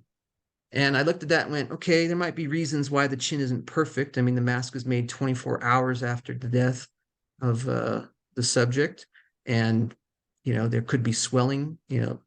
I've since learned that faces begin to swell anywhere from 18 to 36 hours following death, depending on the conditions in which the body is stored. And these masks were made, the molds rather, were made probably no earlier than about 22 to 24, probably closer to 24 hours after death. So you're right in that window of where swelling would begin. Oh, let me go back here because the mouth, let me talk about the mouth. The mouth was the best fit, or is the best fit I've seen in any portrait image of Joseph. And I was quite surprised by that. The height of the lips, the width of the mouth, I was a little surprised by how close that was. And then I went to the nose, and I went, wow, that's that's the closest match to the nose I've ever seen, including this interesting detail that Joseph's nose in the mask, the tip of it at least, is asymmetrical, and it's larger on the right, so it looks like it's curved gently to his right. His whole nose is slightly curved to his left. It's angled, I should say, slightly to his left. But at the very tip, it starts coming back to the right. So it gives a very gentle hint of a curve. And that's evident in the daguerreotype. And I thought, well, that's kind of crazy. And then I got to the eyes. And the eyes show both correspondences and differences, right? And so there's no obvious, you can't have an obvious match, or there isn't an obvious match. But eyebrows and eyelids are movable. So you don't know exactly how a person is positioning their eyebrows or eyelids in a given photo. And the eyes, there are significant changes, or can be significant changes to the eyes in the area around the eyes following death. So I didn't know what I could say. I know I can't say anything. Even to this day, I still can't say anything definitive about the eyes. And then I looked at the hair, and the hair in the photo runs up on the right to what appears to be the natural part, paralleling the hair evidence of the same in the pedestal mask. And then it turns and gently slopes downward across the forehead to the left, and then turns again and runs almost vertical at the left edge of the mask where there is no evidence of hair. And I looked at that and I thought, well, okay, so if this was him, the hairline difference at the forehead might be just bangs in the photo, and then they're brushed up maybe when they're making a death mask to try not to get the hair in. But obviously they still did. So I thought, well, that's interesting.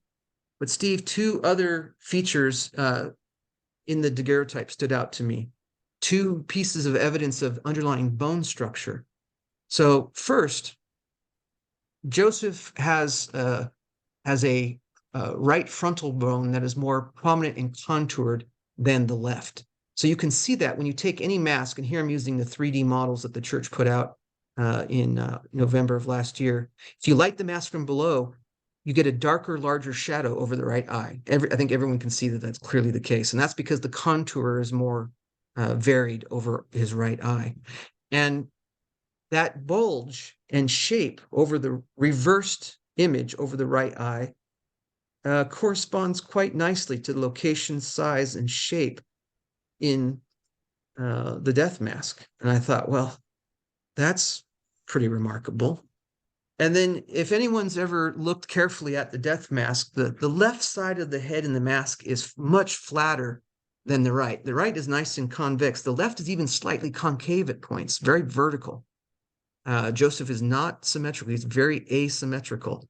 And when you trace the temporal ridge line in the daguerreotype, and you look at the hairline, both of those parallel this spot in the mask where the head turns very flat. And I thought, wow, that indicates the possibility of similar bone structure on the left side of the face. So I was very surprised. I've done this image more recently, but this is how the daguerreotype looks when it's superimposed on photographs of the actual masks. These are photos I took in 2008, 2009, the pedestal on the left and dibble on the right. Now, Steve, we can also now, because the church has released the 3D models, we can project the daguerreotype onto the surface of the 3D model and examine the fit at different angles. And now I'm not an expert in 3D, and I know this isn't the best match. I haven't spent tons of time doing it. It took me 2 days just to learn how to do this. But that's how it looks at the right side of the face. And then here are some views of the left side of the face. And there's some little tweaking that needs to be done to get things right. But that was my best first pass attempt at getting, actually, I think this was my second pass attempt at getting the mask and the daguerreotype to align in 3D. So, Steve, I got to this point and I was surprised. I realized, I can't dismiss this image. I thought I was going to show it didn't match quickly. And in fact, I showed the opposite. What I discovered that this is actually the best candidate image I had ever examined. And I was like, wow, this is, I kept saying to myself, this is a contender. Like, this is a legitimate thing to study. This shouldn't be dismissed outright. Like, myself to some degree and others have done. This is serious. This deserves to be studied. And again, the thing that was holding up the most, though, is if the eyes are wrong, then the eyes are wrong. And I couldn't say anything definitive about the eyes. So remember DJ Bodden, my friend I talked about, meeting back in 2008? Well, I'm sitting there almost midnight on July 26th, 2022. And I realized I need to talk to DJ, because DJ has gone on Facebook publicly the day the image was released and said, it's not Joseph. The eyes are too small, too close together, and the guy looks too old. And I had just, I love and respect DJ, and I wanted to go talk to him and see everything he knows about eyes, because everything else was pointing towards the possibility that this might actually be Joseph. Then I realized, I don't have to wait. I'm going to still talk to DJ, but I don't have to wait because he gave me all these drawings. And in one of them is this anterior view drawn with a little, X-ray vision. So you can see skull and the mask outline and so forth, but he's got the living face. And so I thought, well, I can see what DJ might be saying about the eyes. So I located my copy. I colored it blue here for contrast. I scaled and rotated it to match the death mask, then slid the copy over onto the daguerreotype. And then I took the white away. And Steve, when I saw this, I was completely stunned. And I just kept staring at this, zoomed in on the eyes, and I said, where's the problem with the eyes? Yeah.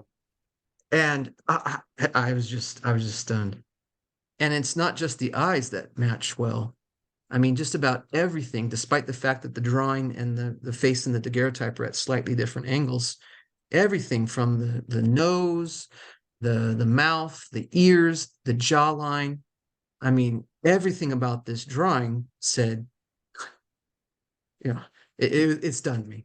Even the height of the hair and the position of the bangs, I thought, if you had told somebody, draw me a forensic sketch of the Larsen daguerreotype, you wouldn't come far off from this drawing that DJ had produced 27 years earlier in 1995. Now, check this out. I didn't even do this until the last few months. If you ignore the rotation differences by erasing the central features and just look at the shape of the jawline that DJ drew, that's how it corresponds to this daguerreotype. And I was just stunned. And then even more recent than that, I decided, well, we have photos of the bones. Duh. Let me measure the angle of Joseph's mandible. It's called the ramus, your left and right ramus. And that's called your ramal angle, or, I don't know if that's a technical term, but that is what it is. It's the angle of your jawbone. And that determines the shape of your face largely. And boy, does that correspond so closely to the face, despite the fact that they're at slightly different angles in the 1928 skull photo and this man's face is at a slightly different angle. But I thought, wow, that's an amazing correspondence. But that's where DJ got the shape of his bone. Was he's taking the shape of the face, I should say. He's taking the bone in two different photos. There's only two photos of his bone, of his mandible, and he's reconstructing that image. So I got to this point, Steve, and I couldn't sleep that night. I didn't fall asleep till after 4 a.m. because I realized, man, I might be looking at a picture of Joseph. I mean, this isn't proof. I knew it's not proof, but this was addressing the concern, the immediate concern, or my lack of knowledge about the eyes. I just have a quick question. So Sure. DJ, what was DJ's response to this when you showed him that? Or do you want to talk Uh, about that later? oh no, I went to his house and we visited. Had a lovely visit. And the first thing he said when I brought up that picture and zoomed on the eyes is he said, "See, the eyes don't match." And and I was stunned. I just sat quietly and just let him sit at it longer and look at it. It's true. DJ draws the eyes slightly larger and a little further apart, and I think there are reasons for that, potentially. But again, at this point, all I knew was I have these amazing correspondences, striking even down to bone structure between the death mask and this daguerreotype when the image is laterally reversed. And the same is true of the laterally reversed image and DJ's forensic reconstruction drawing from 1995. So that's where I was at this point, right? Okay. Now, in the announcement, did you have a question? No, keep going, keep going. Okay. In the announcement article, these are the only two images of the death mask in Lachlan and Ron's article. And they don't ever show the image, the daguerreotype image reversed. They talk about it briefly, they mention it, but they don't ever show it. And I thought, well, that's curious, because clearly the work I'd already done on day one showed that you had to reverse it to match, and we'll show that in just a second. Then Lachlan posted this on his Facebook page about a few days after the article hit. And again, the mask appears to be flat, not at a reclined, documented angle, and the image isn't reversed. And I wasn't particularly compelled by their experts' line tracings. I thought, well, there's a whole lot more contours to the face. And again, he didn't have high resolution images to work from, I realize. And so I've had the benefit of being able to do this study twice. I've done it all the way through using the same image that we all saw from the John Whitmer article. And then I've done it now with the high resolution. But let me show you what it looks like if you don't reverse the image. So here on the right is the daguerreotype as you would see it if holding the locket in your hand, and then on the left is reversed. And the evidence in the mask is contradicted by the unreversed contours. And you look at the hair, clearly that's not a match, and like I said, contradicts the evidence of the hair in the mask. But look at the nose. The nose is curving the wrong way. And this isn't the mask at the same degree of rotation, by the way. I've tried to find among my photos the two best fits, either rotation, reversed or not.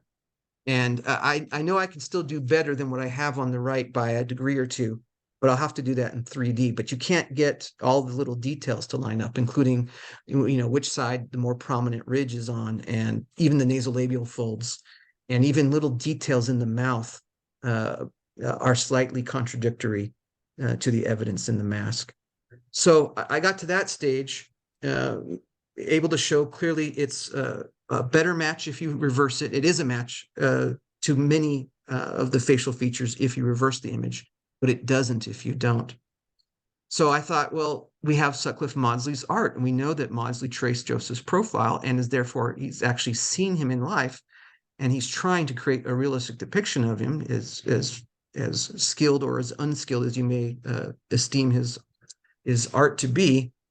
But it matches head to toe, head to chin, rather, quite nicely, except for the position of the eye. And that's because Maudsley consistently draws the eye too low and slightly recessed.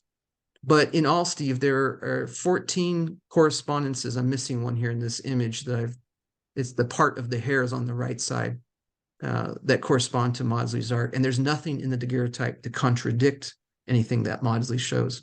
But one little fun detail is Maudsley depicts the hair coming over the top of the right ear, but not covering it all the way, and then falling in front of the ear to a rather low position, blocking most of the ear. But he leaves the edge and the lower, earlobe visible, or it would be visible if viewed from the front. And what you see in the daguerreotype is hair coming over the top of that right ear, but you still see the helix, the edge of the ear, going all the way up into the hair, and the hair coming down to about halfway in the daguerreotype. And I thought, well, that's a remarkable correspondence between Sutcliffe Maudsley's art and the daguerreotype.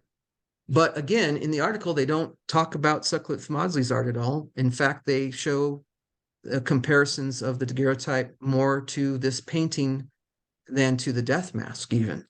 And I thought, oh, that's curious. And in their article, they show that there are 6 correspondences that they see between the painting and the daguerreotype. And I thought, having,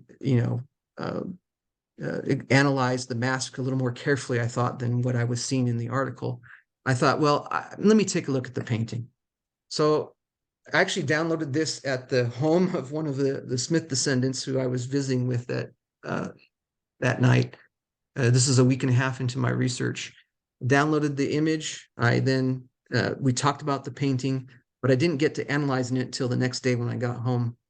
And so what I did was I zoomed in onto the face. I placed the daguerreotype over the unreversed daguerreotype, I should say. I should be clear about this. It's the unreversed daguerreotype that they see correspondences to.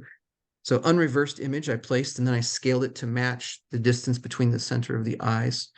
And then now I traced everything in the head as carefully as I could to try to get all the contours that might appear in the portrait.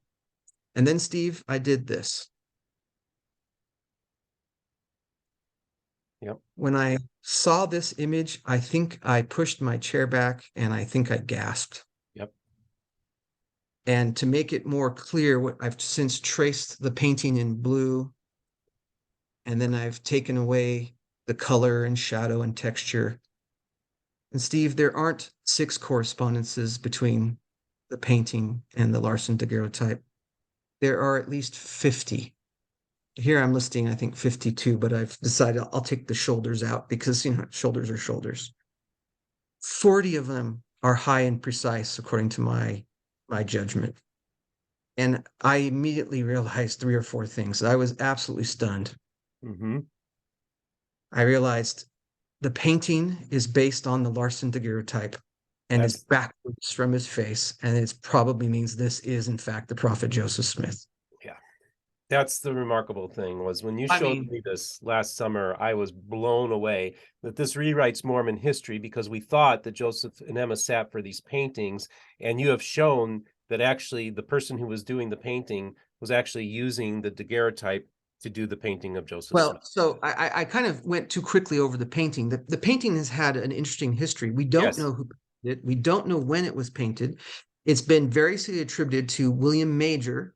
So I don't know when or who came up with that idea that it was William Major, but at one time it hung in the RLDS, with a little label. It's owned by the Community of Christ Church now, but they said it was William Major. And then sometime prior to 1972, according to Nelson Wadsworth's research on the subject, which has been published and anyone can read, it was changed to artist unknown. And so it sat from sometime prior to 1972 all the way up until about 2007, when unpublished research by Glenn Leonard, either himself or commissioned by Brother Leonard, said that this was probably a portrait done by the artist David Rogers in circa September 1842. And we know that Joseph sat for a Brother Rogers, who we now are pretty certain was David Rogers, in September of 1842 to have a portrait painted. But we don't have any published or solid evidence that attribution is correct. And I, like most people, have just assumed that was probably correct. This was a from life painting. It was done by Rogers. But when I discovered that it's from a daguerreotype that appears to be only fits the death mask when reversed one way, but unreversed, it matches the painting, I just said, oh, good night. This has to be the explanation. Now, there are some possibilities, and we can talk about that, but let me show you the actual shape by shape evidence, right? Because I don't want you to just take my word for it. Let's show our work. All right, so here's the eye on the left side of the painting. And when you trace the shape of that eye, and people can quibble about little tiny choices, but I've tried to be as accurate as I can. I've traced the painting shape in blue and then copied that shape and placed it at best fit over the daguerreotype. So to be clear, there's differences in scale and rotation between the painting and daguerreotype, but the shapes all seem to come from, and many other details, as you'll see, seem to come directly from the daguerreotype. So that's how it fits the daguerreotype. And on the right, I have the daguerreotype at 50% opacity over the painting, so you can see both sources plus the contour tracing together. Okay, that's the left side of the painting and the left side of the daguerreotype plate. Here's the eye on the right side of the painting and the daguerreotype plate with its elongated tear duct. It's asymmetrical, doesn't match the shape of the other eye. And just simply stunning. How about that glabellar fold, which Ron and Locke pointed out in their article? Yep, it's almost the exact same size and shape. It's been rotated in the painting to be more vertical. It's actually almost perfectly vertical. So you have to rotate the eyes, as you can see in the daguerreotype, but that shape seems to come directly from the daguerreotype. Here's the shape of the inner eye sockets and the flesh over the bridge of the nose. It's larger by scale in the daguerreotype, but the shape, even though it's been reduced in size, is almost identical, is identical. For many, many months, all I could say about the nose was that the width was about the same. But Steve, when I finally traced the shape of the nose, I gasped again. I went, oh my gosh. Even that nose, which I had grown to dislike in 2008 when I first began studying the painting, even the nose appears to be based directly on all the shapes in the daguerreotype, including the asymmetrically shaped nostrils, which, though they are smaller, when you simply shrink the daguerreotype and then rotate them a little bit, you get that match that you see there. One of the nostril on the right side of the painting is slightly flattened on one side, and it's more symmetrical or more rounded on the other. And you get hints of that in the daguerreotype as well. And that's shadowing. It's probably not the actual shape of the nose. Here's the mouth, which in the painting is about 18% less wide than in the daguerreotype, which is a curious detail. But when you shrink the daguerreotype by the width of it by 15%, that's how the contours match. So the height and shape of the lips. Now there is a difference here in that exaggerated or that lip bulge, which doesn't seem quite to match. And the artist has turned the corners of the mouth up to be a very hint of a smile, maybe. But they seem to correspond quite precisely. And then look at the corner of the mouth. This is called a commissure, this little fold here, so that his left side labial commissure is small, angled with a little puff, a little shadow there, matching the painting. It's just wow. The opposite side has a flat, almost non-existent commissure, Steve. Look at that. Mm-hmm. And it's a little harder because it's in shadow, so you don't get as much detail, and there's some flaws in the glass. In fact, what's really amazing is that little tail in the painting. There's evidence of it in some photographs of the daguerreotype, but not in the high resolution images that I have. And I think it's because you're getting an optical illusion caused by flaws in the glass over the corner of the mouth in the daguerreotype. And just stunning that is a possibility, that the Larsen daguerreotype glass might be in the painting. Right. Look at the highlights and shadows around the nasal labial fold there between the nose and the outer edges of the mouth, and then the orbicularis oris, that darker shaded region, that muscle bulge down there. Those appear to be based directly on those shadows and highlights in the daguerreotype on both sides of the face. In fact, I used to wonder, what is that little line in the painting? I thought, is that odd stubble? Or, why would you, that's such an odd line? Well, it turns out it looks like it's just a lightened shadow of the actual nasal labial fold right here in the daguerreotype. And then here's another detail that I initially thought was more confirmation, which I think actually still is confirmation. But I saw this detail in the painting back in 2008, and I wondered, what is this? This is at the edge of the ear on the left side of the painting, just below the hairline. And that's flesh-colored paint, but it's outside the edge of the ear. And then when we got to our first look at the daguerreotype, look at that image. I thought, what's going on at the edge of the ear? It looks like chewed up or something. I thought, oh my goodness, could that be could that be evidence of he actually had a damaged ear? And none of us have known this because it's not written about that I know of anywhere. But it corresponds quite nicely to this weird detail in the painting.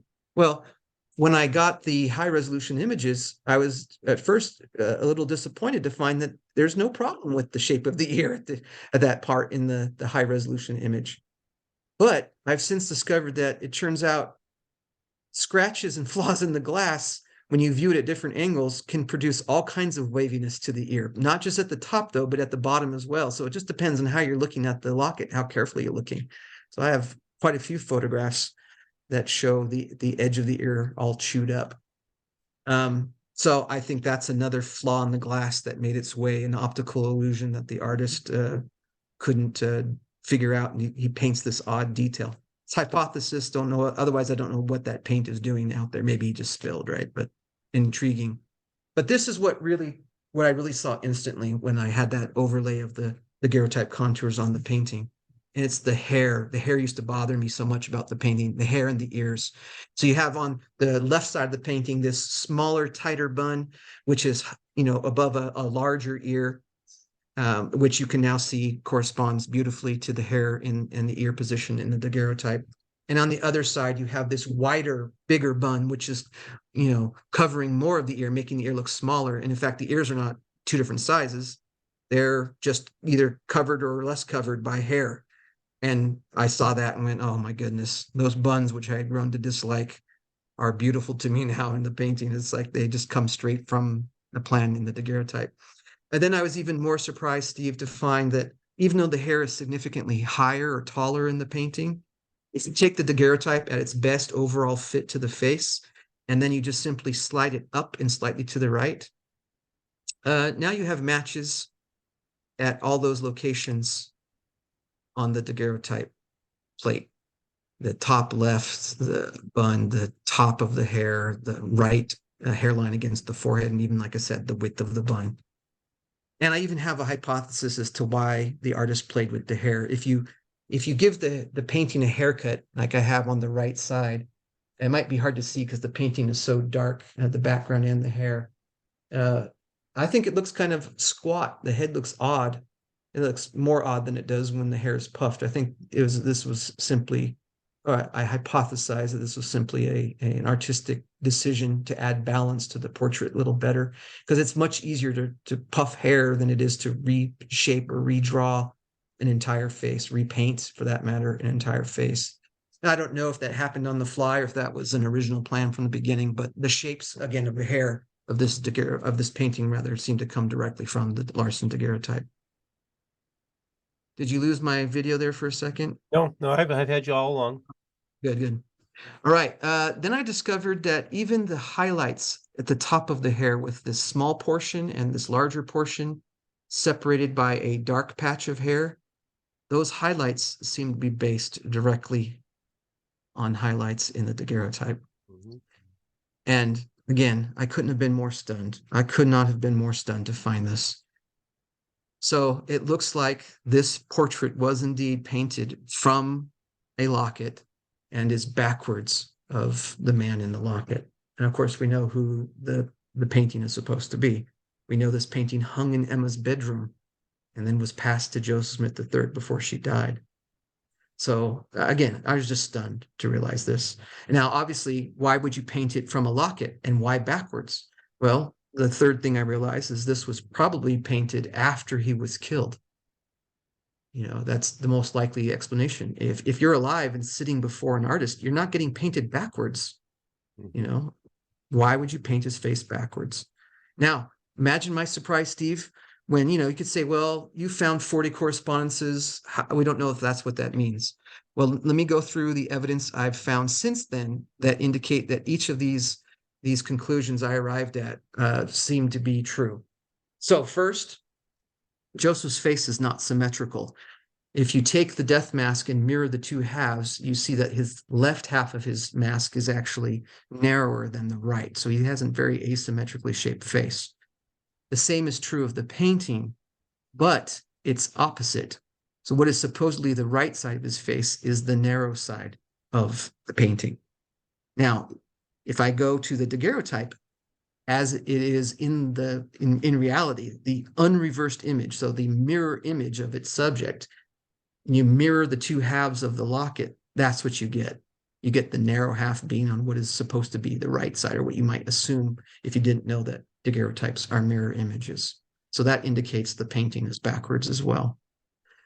We talked about the nose a little bit. The nose in the mask, the tip curves back towards the right a little. And in the painting, I don't know if you can see it, it's just very gently curved back to his left. So the nose curves in the wrong direction in the painting. Okay. Okay, third, there appear to be two details possibly from the death mask painted into the painting. The first is this unusually large, and you can even see almost looks like a fold of skin. It looks like the mouth has been flattened. And in fact, when you inspect the mask or the 3D models very carefully, you can see flattened edges where it looks like the face is either from desiccation or something resting on it has become, the upper lip appears to have been flattened. Well, the bulge and the lip line in the painting, when you trace it, it's an asymmetrical shape that perfectly matches the asymmetrical shape of this bulge and lip line in the death mask. Stunning. And the mask is not backwards, which means this is the only detail that's not backwards in terms of source material coming from Joseph's face. And then there's this odd curved line, which I wondered about in 2008 when I first examined the painting. What is that around the mouth? Well, it turns out it closely matches the contour of a muscle bulge, the upper contour of a bulge around the corner of the mouth, which is visible in the death mask, but not in the daguerreotype. Right? So I can only speculate, but where did that shape come from? And well, it seems to have come directly from the death mask as well. And it's not, even though it exists, if you hold it just right, you can see it on the left as well, but it's smaller, it's less pronounced on the left side of the face. All right, fourth. We missed a slide. Let me see if I can find it for you real fast. Let's do it. So are you saying that he may have been using the death mask as well for the painting? Is that? I mean, I don't know where that size of that lip and the shape of that line came from. It doesn't match the daguerreotype, and it matches perfectly the death mask. And this flattening of the lip is something that DJ Bodden has believed. Other artists have looked at it carefully. I come to the same conclusion. It looks unnatural when you look at the facets of the lip in the mask. It looks like something has happened to the lip. So either through swelling or desiccation or something resting on it. Could be the weight of the plaster, the mold. I don't know. I haven't made death masks myself, but let's talk about daguerreotypes and how they capture color. Dr. Mike Robinson, one of the leading experts, has a PhD in the physics, the science of daguerreotypes. Simple experiment. He took a Pantone color wheel here, and then he made a daguerreotype of it. And you can see here that oranges, reds, yellows, greens, they all turn out very dark. Like it's not the way they would be captured by black and white photography today. And so when you look at actual locks of Joseph's hair, the ones cut from his head by Dimmock Huntington or by William Huntington and found in Dimmock Huntington's cane, it matched descriptions of those who said it was flaxen, chestnut, or golden brown, all colors in the orange family, which, they turn out deceptively dark in a daguerreotype. Right. Well, look at the hair in the painting, Steve. Apparently the artist didn't know this science of daguerreotypes, and he didn't actually know Joseph's hair color, probably because he had never seen him in life. And so he paints really dark hair. I've even lightened the background so you can see the hair in this image, but it's really dark hair. The highlights are closer. They're still kind of dark, but he doesn't have that dark of hair. It's in fact, I don't have the pictures to show you, but that hair sample that I took a picture of it under brighter light, and it comes out almost golden. It just increases the yellowness in the hair. Now, fifth, people might think this is odd, but there are actually many significant anatomical differences between the daguerreotype and the painting. There are about 20, in fact. And most notably, the size, shape, and position of the eyebrows, the size of the eyes. Most people, or many people, will know that the height of the nose in the painting is wrong, and the width of the mouth is even smaller. But look at the ears, the shape of the ears, and even the width and shape of the face at the ears is different than in the daguerreotype. And in fact, when you look at Bodden's reconstruction, the same drawing that I overlaid on the Larsen daguerreotype, you can easily see that the face in the painting is about 5% too large. It doesn't match the known anatomy. And even if even if we had to add a couple of millimeters of tissue depth on one side or the other, it's not going to make that full width up and put his ears where the painting says his ears are. And so I was curious about these differences. But when I was looking at comparisons of the Larsen daguerreotype to photographs of Joseph's 4 surviving sons, I noticed that the curved eyebrow on the right side of the face in the painting seemed to match the curved eyebrow of Frederick's face. That's the second oldest son. And I thought that was curious. So I thought, I wonder. And so I just compared Frederick to the painting contours and discovered there are lots of correspondences between Frederick and the painting. I initially discovered 4. And when I was telling this story to an artist about how I thought the locket was the source of the painting or used to create the painting, and then that the death mask was used as well, he pointed out that he didn't think this was a very strong theory. He says there's too many differences between the locket and the painting. He started talking about the planes of light and how they're different, and the shadow under the nose is different. And I was thinking, boy, I don't know what to say.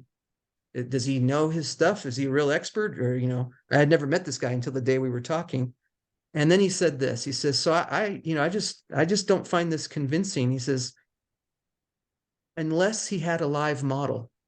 Right. So I laughed. I said, I pulled up this image. I showed him this, and he said, he says, that changes everything. This is far more plausible. He says, this is how I would do it.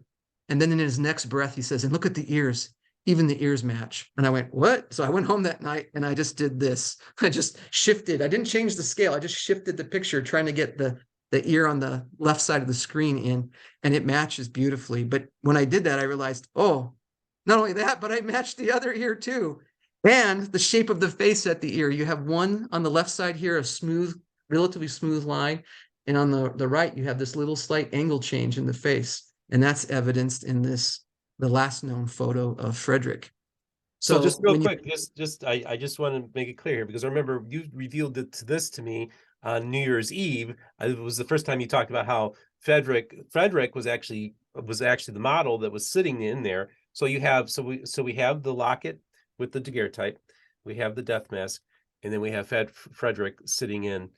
Well, that's what these correspondence. Yeah, that's what these correspondences to me indicate. I can't find a reason to explain why 22 precise correspondences between the painting and Frederick's, 3 images exist, other than Frederick was a live model, which is exactly what you would need to do to explain the lighting differences and some of the shadows, or the shadow under the nose specifically.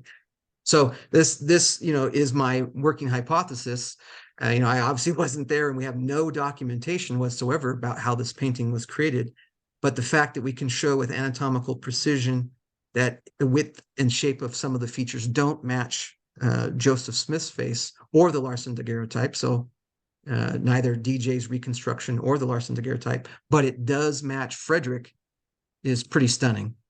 In fact, my favorite little detail, one of my favorites, I should say, is that the hairline in the painting match almost perfectly the hairline in this picture of Frederick taken circa 1855, when he was either 18 or 19 years old. So here's a picture of teenage Frederick matching the painting. And you can even go to his earliest known photo. And even though he's got his head cocked back slightly and his eyebrows are raised, so you can see they don't quite match. If you just look at the shapes, now I haven't changed the scale. All I'm doing is sliding the picture of Frederick around, or I'm actually rotating the contours as well. So there's the match of the eyebrows. Look at the match of the size and spacing of his eyes. And then the width of his mouth. He's got a little bit narrower of a mouth than the man in the Larsen daguerreotype. And then look at the ears and the shape of the face at the ears, Steve. Again, it's like, wow, those seem to come directly from Frederick. And when you put the daguerreotype of Frederick, his last known daguerreotype, over the painting, that's the correspondence. It's a pretty beautiful match. again, some 20, 22 different details in the painting And like match. and like the artist told you, he said that if I was doing this, I would have to have somebody sitting there as a model. So this is Well, why that, he didn't say you have to, but he but said that's how that's what he he would would have. have done. That's Yeah, what he would have which done. is which I'm curious. I'm not a professional artist, and that's curious to me. I would have thought just paint from what you see in the picture. But then I've talked to a second artist with forensic training. He's actually done craniofacial reconstructions on mummies from Peru, for instance. And he told me I've actually done a posthumous portrait of a man using his daughter as a live model Ah, because she resembled him so much that I benefited from having a live model okay. sit there. That And makes a so I lot was of like, this is a technique that is used by artists today. I have no reason to believe that an artist in the past wouldn't have thought of the same thing. makes perfect sense. Yeah. And we know that daguerreotypes were used by artists very early on to paint portraits. In fact, the only example I've been able to document is the writings and research of Nelson Wadsworth showing that William Major painted a portrait of Brigham Young from a daguerreotype. So, that's a pretty amazing parallel here. Interesting. That doesn't tell us anything about who painted these necessarily, but the fact that it was being done in around the same time is quite intriguing. So, Steve, in short, every major feature of the painting, which differs from the Larsen daguerreotype, seems to come from Frederick's face. So I can account for every shape of this man's face, except for the slightly less square jawline. I've been told by a few people and haven't been able to document it, that it was a practice to lessen the squareness of jaws in portraits to make them look more, elegant or more, whatever. Okay. So, and then the height of the hair, but that I think is just an artistic choice for compositional balance. Okay. But every single feature seems to come from one of those three sources. In fact, I did the math. It's about 62% Larsen daguerreotype, 32% Frederick, 3% death mask, and 5% artistic license. Okay. It's pretty crazy. Okay, that's just evidence number 6. Number 5. So here's number 6, and the final piece I'll share of this evidence. This is a portrait of Emma, which is supposedly done. It's the obvious companion portrait to the one of Joseph. We don't know when it was painted, but it also ostensibly was created by David Rogers circa September 1842. I should go back and note, you can tell obviously the backgrounds are similar, the poses are similar, they're complementary facing, turn their bodies, but the head of Joseph isn't turned because he's not alive to turn his head for the artist to say, hey, look a little bit towards this way. Right. Right. That's my hypothesis. Emma's portrait appears not to have been done from live sitting, Steve, Right. but appears to have been created from her first known daguerreotype. Now, this, to be clear, this is not a daguerreotype because the daguerreotype image is so dark it's hard to see. This is a carte de visite copy made, probably before Emma dies of the daguerreotype, and we have images of both, but you can see it much more clearly in this carte de visite copy.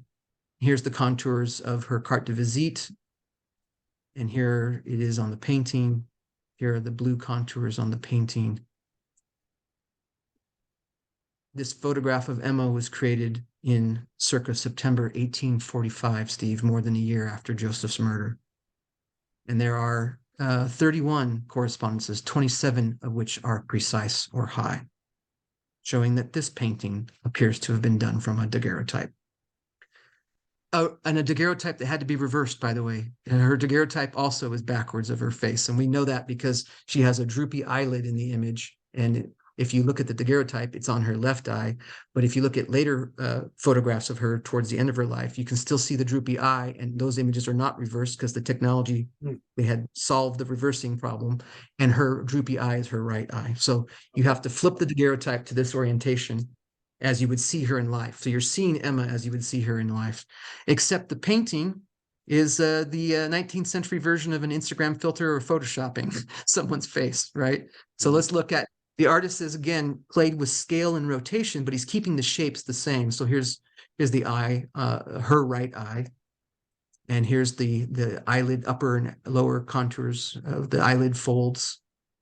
And then here's the eyebrow. You can see I have to change scale and rotate it slightly in each of these comparisons, but he's just playing with her to make her more aesthetically pleasing, more symmetrical. And then here's the nose. The nose is amazing, even though he's lowered it slightly in the painting, just as he did in Joseph's. Uh, it's the shape is just an amazingly precise match. I love the mouth because he's obviously beautified the mouth. He's idealized the mouth. He's balanced the size between the height of the two lips. He's made the upper lip taller and the lower lip thinner. He's increased the size of the Cupid's bow. He's even shifted the position of the Cupid's bow slightly. But this one little detail hanging out in the corner of the mask, or of the mouth, or rather here, the commissure, he's left the tall commissure of her jowl in the painting, right, of the right jowl. But Steve, here's my favorite detail. The left jowl was left untouched. Instead of removing the jowl and reshaping the cheek, he simply connected the outer edge of the jowl to the chin with a continuous curve. It's a little cheat, but a little easier to do that than it is to imagine what the shape of the cheek must be when you take the jowl out. So he left the jowl, he just hid it by painting over air. Her bone, that jawline, she never had in life, young or old, Steve. That's just artistic choice to connect the jowl to the chin.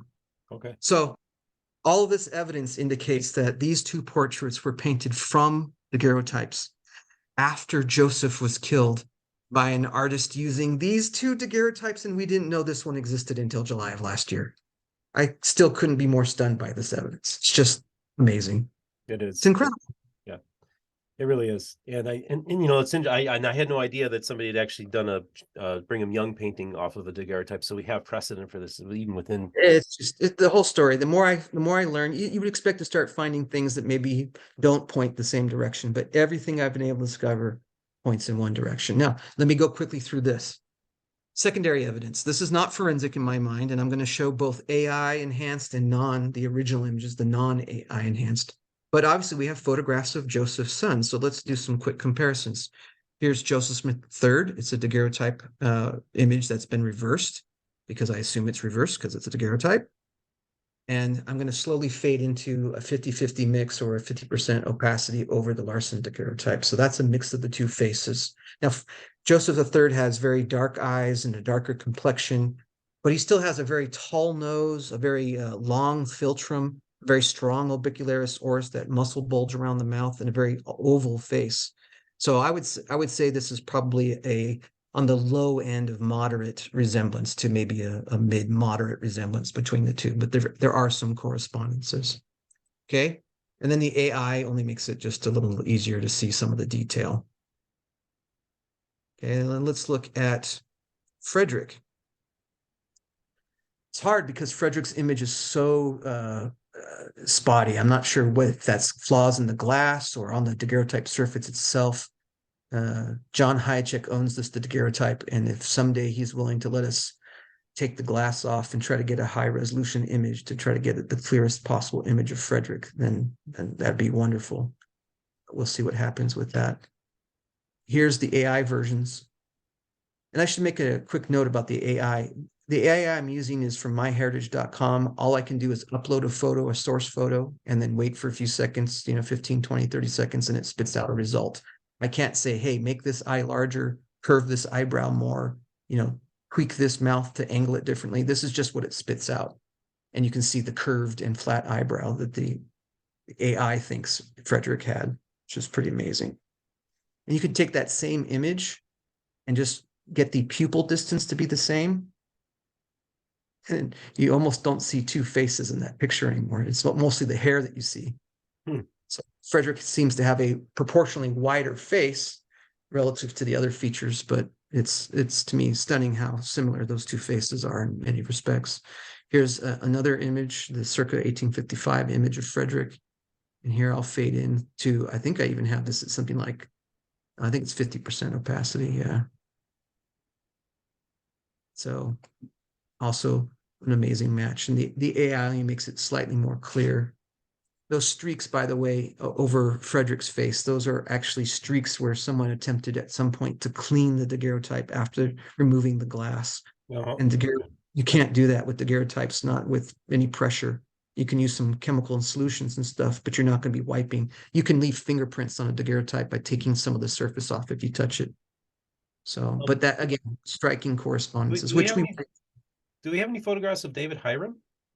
Yeah, we'll get to him. We'll do him after we do Alexander, because here's Alexander. I'm going to fade in from this picture of Alexander in the 1860s. into a 50-50 mix with the Larsen daguerreotype. And Alexander's has a lot of features. In fact, Alexander I'm going to show you another picture of Alexander because it's so striking, the comparison. Here's the AI version. Remarkable. Here's what happens if you shrink Yeah. the width of Alexander's face to match the eyes. It's just look at the shapes of his jawline. Yeah. There's almost no ghosting. Even the nose and the mouth, the differences seem to go away. It's pretty remarkable. Yeah. Watch this. Here's the unreversed image, and I'm going to fade into a different picture of Alexander Hale Smith.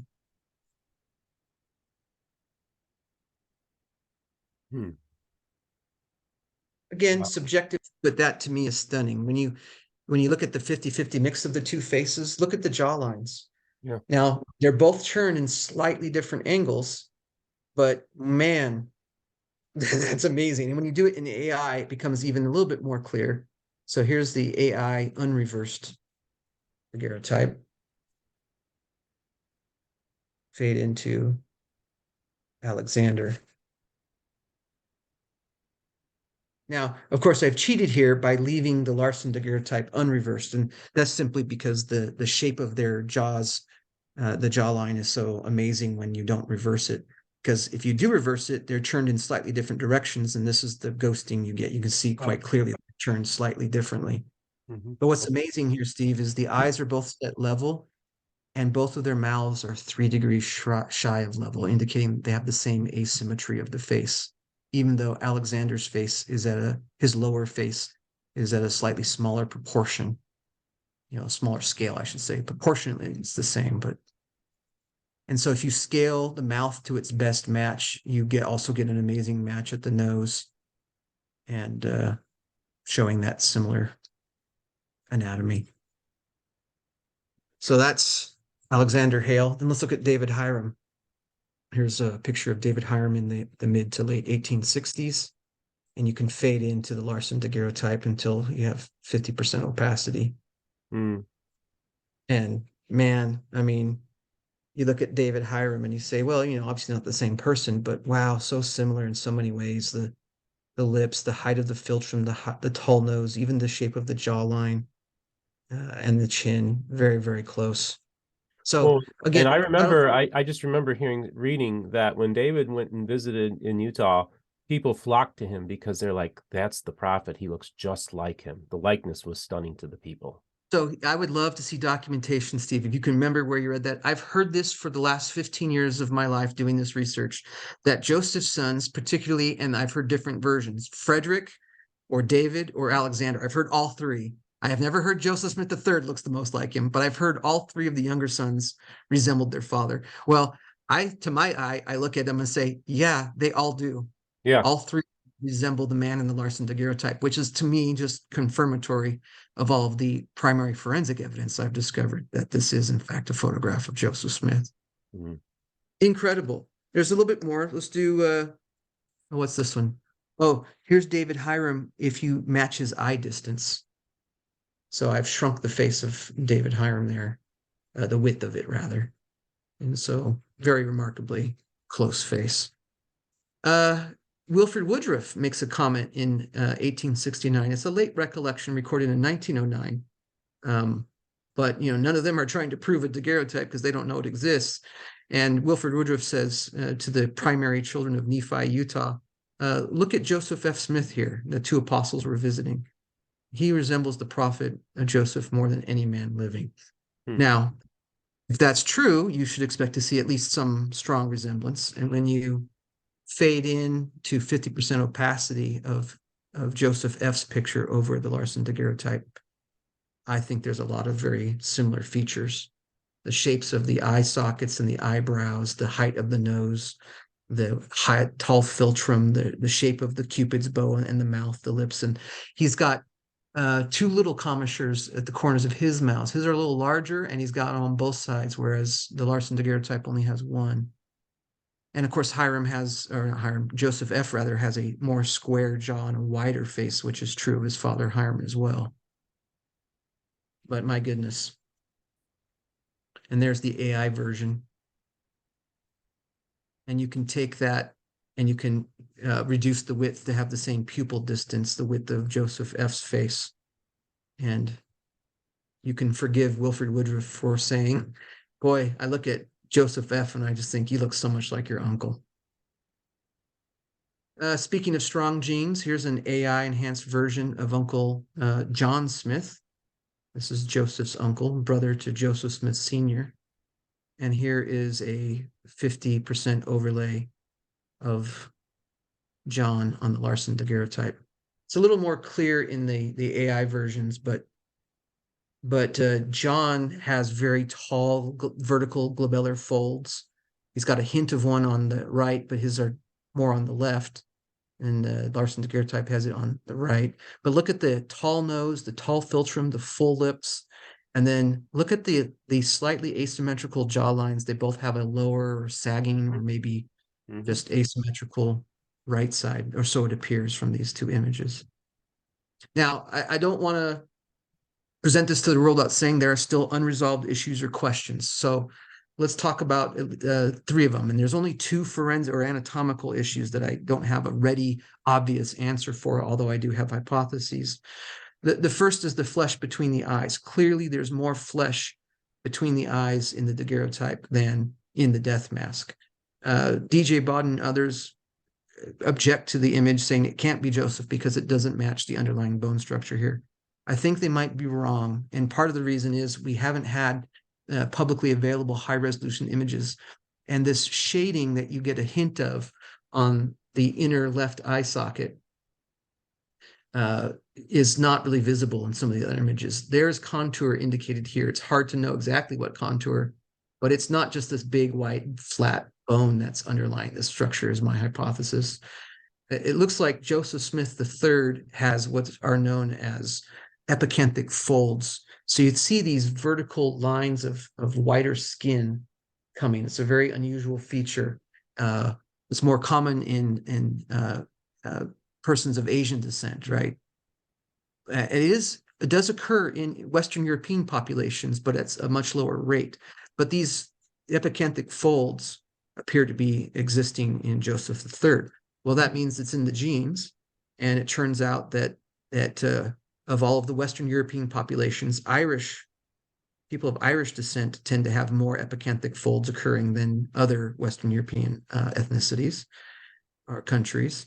And it turns out Joseph has Irish ancestry. So I think what we're seeing possibly is what's referred to in the literature as a partial or a slight epicanthic fold, or it could be some other anatomical feature that would be just extra fat and skin that exists in life, but that 24 hours after death, when the eyes and the face have begun to change, you're having that tissue now sunken into the socket.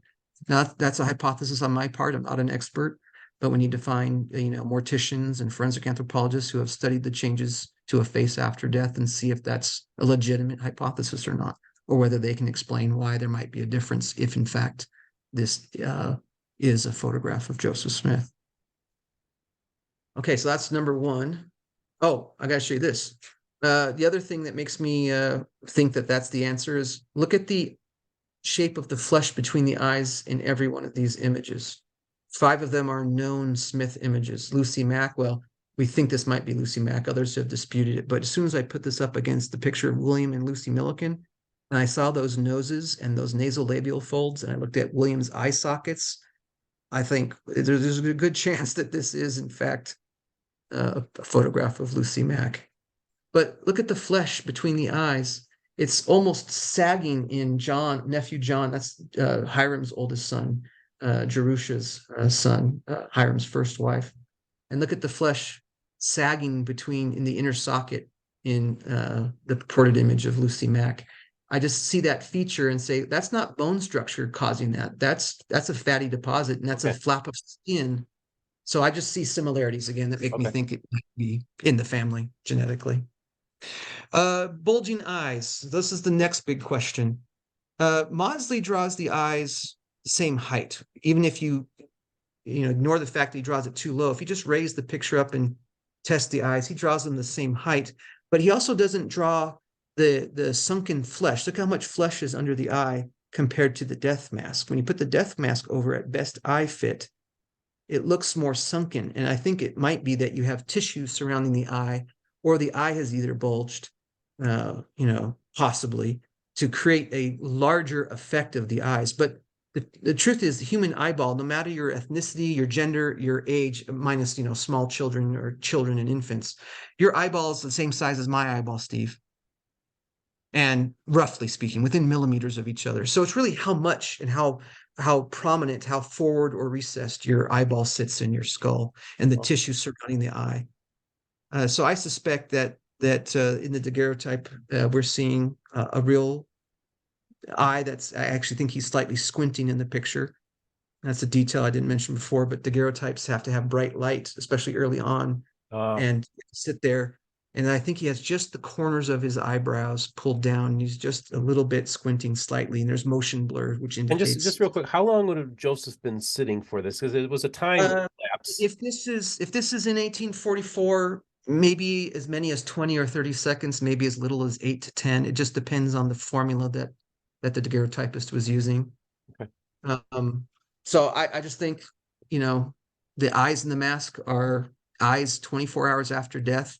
I even think the left eye might be displaced. It's not symmetrically placed in relation to the nose. It might be that that's a thing that can happen, and we'll need to have experts weigh in and say, can this explain why, people who have looked closely like DJ Bodden say the eyes are too small or too close together? Just a combination of a couple of known factors of things that happen to eyes following death, or things that can happen to eyes following death. Obviously, I can't speak to the provenance anymore. The church history department has seen the evidence that I've shown you, and they don't know how to evaluate it, and it's not in their wheelhouse, so to speak. They know documentary history more than anything. And we don't have any provenance of this Locket and daguerreotype prior to the story of Lois giving it to her son Daniel in 1992. So, and we have that story from Dan. Obviously, we don't have it documented in 1992, but I think there's potential evidence indicating that, in fact, the locket did belong to Emma. I think I need to turn on some pictures here for you. So Yeah, because I mean, in the paper that was in Whitmer's journal last year, they actually had photos of the Smith women that allegedly had them wearing the locket. So isn't that a pretty good line of evidence there? It's possible evidence. We can't tell if it's the same locket. Okay. In fact, I don't know how to judge that evidence exactly. They may be right, but they also might be wrong. Okay. But these points are made in Locke and Ron's article as well. So the first is that Emma is depicted by Maudsley in this portrait, possibly, and I don't know this for sure. I'm guessing this might be done more than a year after Joseph's murder. I could be wrong, but there's clues that make me think that. But I'm not an expert. I need to find some. I've only found articles and books written that mention that during what was called second mourning, which happened 6 to 9 months. It was a 6 to 9 month long period that began 1 year and 1 day after first mourning, or the prime mourning, right? The initial period of mourning. They could start wearing white accoutrements or even muted colors, and they could start wearing, limited jewelry. That was kind of the custom of the day. And Emma is depicted with, her white shawl or maybe a collar there on the dress. And she's got her wedding ring on in her left hand. But she also has this little pocket watch, or could it be a locket, sitting tucked in her little, waistcoat pocket there. And I think the chances that might be the Larsen daguerreotype are not zero. They might not be 100%, but I think it's maybe higher than 50% chance that is exactly what's being depicted in this image. Okay. And then we have this letter from Sarah Granger Kimball to Nancy Hyde, describing a secondhand report of Emma's marriage to Louis Bideman. And she's described as dressed in a plum-colored satin dress, a lace tuck, a handkerchief with a gold watch and chain. And when we realize that Emma marries Bideman on Joseph's birthday in 1847, December 23rd, is not implausible to posit that that gold watch might not have been a watch. It might have been this locket. Just incredible. But she's marrying she's marrying Bideman on Joseph's birthday, possibly with Joseph's picture on her person. Remarkable. Hmm. And then I think there's been different ways to interpret these claims about the existence of daguerreotypes. Here's Joseph Smith III, a statement he makes in his memoirs. In visiting at my stepfather's in circa May 1885, I found a number of letters and other things left by my mother that the major kindly gave into my keeping. I felt these to be quite valuable gifts, for they included a daguerreotype of my father that I had forgotten was in existence.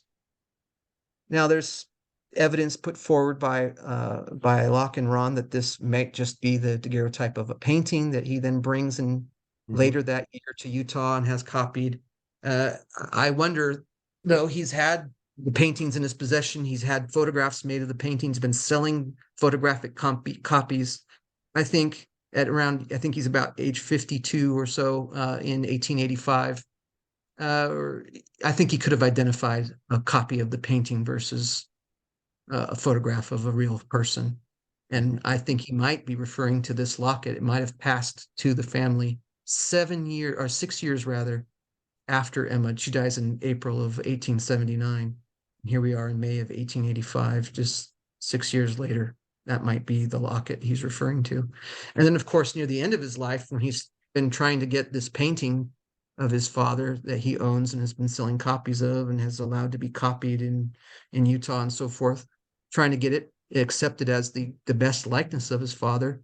An artist in Utah named Lewis Ramsey creates a portrait, and there's an article in the Select Tribune, and Joseph the third gets a copy of it, and he sees it and he reads it and says, "I've had enough," and he writes this kind of terse letter to the Select Tribune.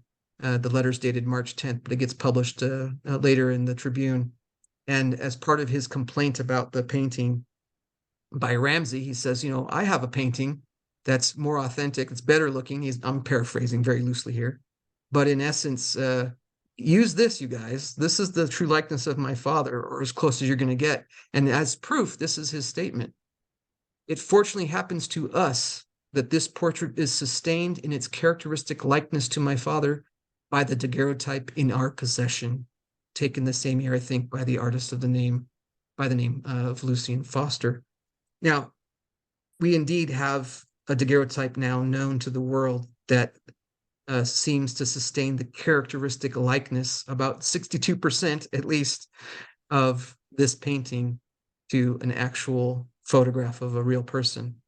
Now, Steve, it's possible they found a picture of someone who they thought looked close enough that they could combine it with Frederick's face and just, paint something that looks like Joseph. But then you'd have to make that person be essentially a genetic doppelganger who has the hairstyle as depicted by Maudsley, at least in the vertical portions of the hair, and who has the bone structure as the evidenced in the death mask, and even down to asymmetries of the nose and the lips and so forth. So I don't think that's a very plausible scenario, but I can't say that there's a zero chance that it ever happened. I just think it's statistically close to zero that is how they created this portrait. So they talk about the locket possibly passing to Bertha and then to Emma J., the granddaughter of Joseph and Emma. I think it's probably a little more likely that it stayed in Louis Bideman's possession, possibly, and then it's given in 1885, May of 85, to Joseph III, and that he then gives it into keeping to his daughter. And people ask, well, why would you do that? Well, it's a piece of women's jewelry. Let's not forget that. It's not something that he would be wearing or keeping around. And if he, wanted it to be known to the family, it might have been known what it was. I think Joseph III may have well known of the locket's existence and the daguerreotype within it. And then how it passes either to Frederick or to Lois from Emma, we don't know. But Emma J. is Lois's aunt. So they knew each other in life, and it could have passed at that point. It's probably more likely that at some point nobody knew what was in it, because when Lois has it, she doesn't say anything to Dan when she gives it to him. And if she had known, I have a secret hidden picture of Joseph Smith, you think she might say something, right? Yep. Yep. At Now, some point, it gets damaged to the point that it's can't be yeah, opened. it's not It's openable. I lost don't know to. when that Yeah. happens. I'm not going to go over all these objections, but I've addressed all of these. I should here note that I've written up an article that's in peer review right now. I hope it's going to be published later this year, maybe early next. If it passes, it's a over 300-page article. Almost 200 of the pages are full-page images, of course, because it's a very visual story. But I address all these different possible objections to the image. Let me just cover a couple of them. It looks more like Hiram. Well, I can tell you it's not Hiram for a couple of pretty straightforward forensic reasons. Hiram has a taller nose, and when you trace the contours, his nose is actually wider and taller than Joseph's. His lips are thinner, and the hair is completely contradictory to the daguerreotype. You know, not only that, I mean, you can try shrinking the nose and getting the eyes into the sockets really well, but you just have all kinds of problems with scale. Not only that, we have photographs of Hiram's mandible, and this is why getting the skulls right is so important. His mandibular angle is only 14.7 degrees. Remember, Joseph's is 24.7, so it's 10 degrees difference. And 14.7 doesn't match the Larsen daguerreotype. So for multiple reasons, forensically sound reasons, we can't match Hiram's skull to this, or Hiram's face, the death mask, or his mandible. And again, here's the 24.9 and the 24.9. Let's see. The only other one I think I have for you is he looks too old. Well, I don't have forensic evidence of this, but there is a rather interesting account by Matthew Davis. Now, Matthew Davis is like the leading newspaper man in America. He's writing for newspapers in New York and London, and he's staying and living often in Washington, D.C., where all the political action is happening. And he happens to be in town in February of 1840 when Joseph Smith comes to Washington. And Joseph rents out a hall. It's a very famous hall. It's called Carusi's Saloon. It's not a saloon like we think of drinking and gambling and, you know, people playing piano and people shooting at each other. It's a salon of France. It's a hall, a respectable hall where people would gather for concerts and balls and things like that. The inaugural ball for U.S. presidents was held in Carusi's Saloon every year for like 50 years running. It was just a place to gather. So they spent a good amount of money for Carusi's Saloon, and Joseph preaches on 2 nights. The last night is February 5th, 1840, and that night Matthew Davis comes and listens. And he writes this long, beautiful letter to his wife, Mary, and he describes in the first few paragraphs, or the first paragraph or so, what Joseph looked like. And as part of that description, he says the following: he is apparently from 40 to 45 years of age. The only issue, Steve, is that Joseph Smith was 34 years, 1 month, and 13 days old. Mm-hmm. Anywhere from 6 to 11 years older is what Matthew Davis guesstimated his age to be. Now, that's not proof, it's not forensic, but could it be that living on the frontier, living a hard life, having all the various persecutions and stresses in his life, he looked a little older than we might think a 38-and-a-half-year-old should look? I think the answer is probably yes. Absolutely. Yeah. Oh, I put his face is too thin. Well, nobody's ever told me the death mask looks too thin, and this is how the mask fits the face. Mm-hmm. And I've already shown you this image. That's how the mask fits the face. And here's the pedestal with an AI version fitting the face. That's the actual. You can see the plaster coming off the tip of the nose through the mask, and all these little speckles that's in the plaster. So you're seeing a good combination of the two. So, Steve, just to summarize, the man in the Larsen daguerreotype, when the image is reversed, shows striking correspondences to the death masks. It corresponds beautifully to Maudsley's drawing. It corresponds to Sutcliffe Maudsley's art. And it appears to be, the unreversed image appears to be the main source used by the artist who created this most famous portrait of Joseph. And then secondary evidence, the resemblance to sons and other genetic relatives. And so I know I've said it many ways, different times, but man, I think this is, by all the best currently available evidence, this is a photograph of Joseph Smith. And I can still hardly believe that it exists. Wow. What a great presentation, Curtis. This has become insane. this was great. It is insane. And that's you actually kind of enhancing, kind of giving us the correct Oh color yeah, of his hair. this is AI enhanced, and then I colorized it. Yep. The hair's off. You know, I tried to use the photographs of his hair that I have, the hair lock samples, the locks of his hair, and it's a little off. But you know, this is I'm not an expert at these things, and just thought I'd like to see a little lifelikeness put into it and a little color. I don't know what color his skin was exactly. Some people said it was pale. Some people said he was ruddy. You know, or at least someone claimed that it was ruddy. I haven't found that documentation yet. So I just thought I'll go kind of with a colorized Yeah. Wow. basis. But Well, there's there it my is. story, Steve. It's, Crazy. it is crazy, dude. Yeah, and just why don't you exit out of screen share unless there's anything else you want to share? No, I think that's good. So, what a fantastic presentation you gave. I want now, this is the thing now. There are going to be people that are going to have a ton of questions and objections to what you presented today. So, I think what I want to do from the audience is I want you in the description and also those of you who are follow me on Reddit or Instagram and Facebook groups I'm involved in. If you have questions or comments about this presentation he gave, I want you to leave them in there because I think what this will lead to, Curtis, is for you to come back and we can address some of the objections that maybe people would be bringing up and give you the opportunity to respond. I know many people that I know that were skeptical of this photograph. You have talked to and given this presentation to varying degrees. And 90% of the time, I know of one notable exception, the people pretty much fall in line and say, yeah, I think there's Well, something here. And so there's always been movement on the needle. Like people who were completely opposed to it go, oh, yeah. well, maybe I was wrong. Like maybe I made a hasty judgment. I mean, Steve, I'm one of those people. Like I was Mhm. going to disprove this to my satisfaction in no time flat. And now I've spent the last 10 months of my life looking at this and thinking about this and trying to find all the evidence I could. And to me, it's all about the evidence. If you can find a way to interpret the evidence, because the evidence is pretty solid, that turns out that this is not Joseph. And again, the only scenario I can think of is there's a genetic doppelganger out there who they Right. found and they decided to use him to paint Yeah. this portrait from. You know, if that's what your answer is, I'd like to hear other possibilities because I'm open. I'm open to more forensic analysis. I mean, I didn't show you a few slides. There is still a ton of work to be done on this story, and I'm not an expert enough to do any of it. We need to get forensic anthropologists, anatomists, 3D modelers. We need to get forensic art historians involved.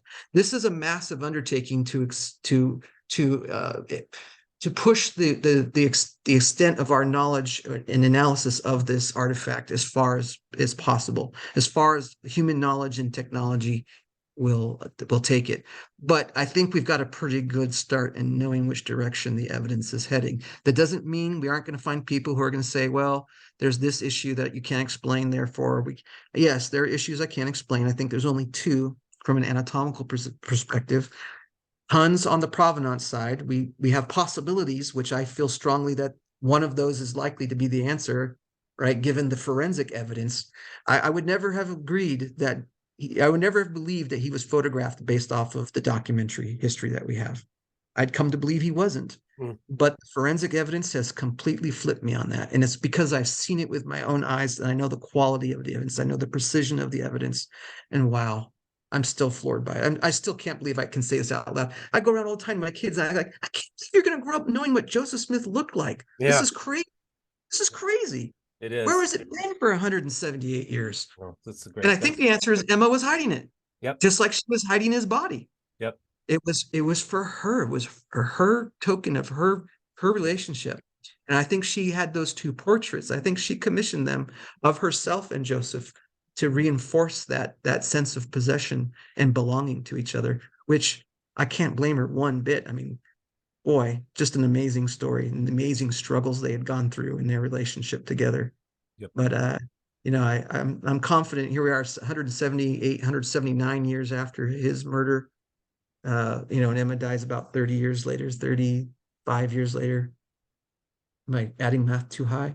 25 years later, 35, whatever. 25, 35. I'm tired, Steve. All right.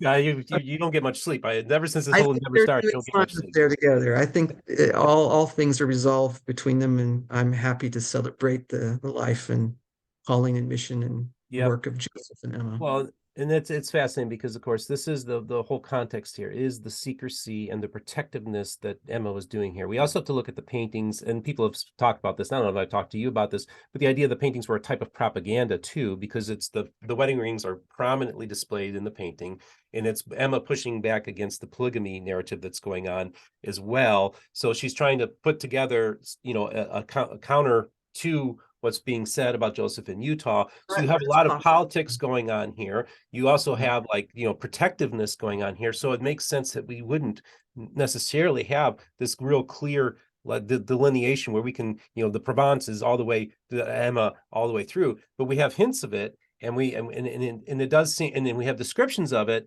And so I do think that there's enough there to me that indicates, I don't know. I will have to tell you that when you first came to me and gave the first presentation to me, I literally thought you were going to disprove the photograph. So did I.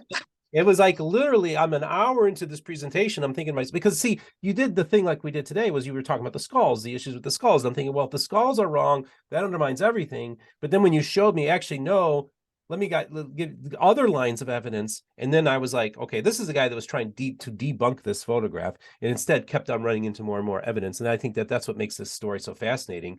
Been consistently stunned and surprised. I mean, some to greater degree or lesser degree, every time I found another key piece of evidence, I was like, it's just amazing how much forensic evidence there actually is for this Yep. photograph. And Yep. there's not a single other proposed photograph. I apologize to everyone out there who thinks they own or know where the true photo of Joseph is. Not a single photograph has 10%, not even 5% of this evidence. Right. There's possibility and all kinds of hopes that people have for their favored picture. The forensic evidence isn't in their favor.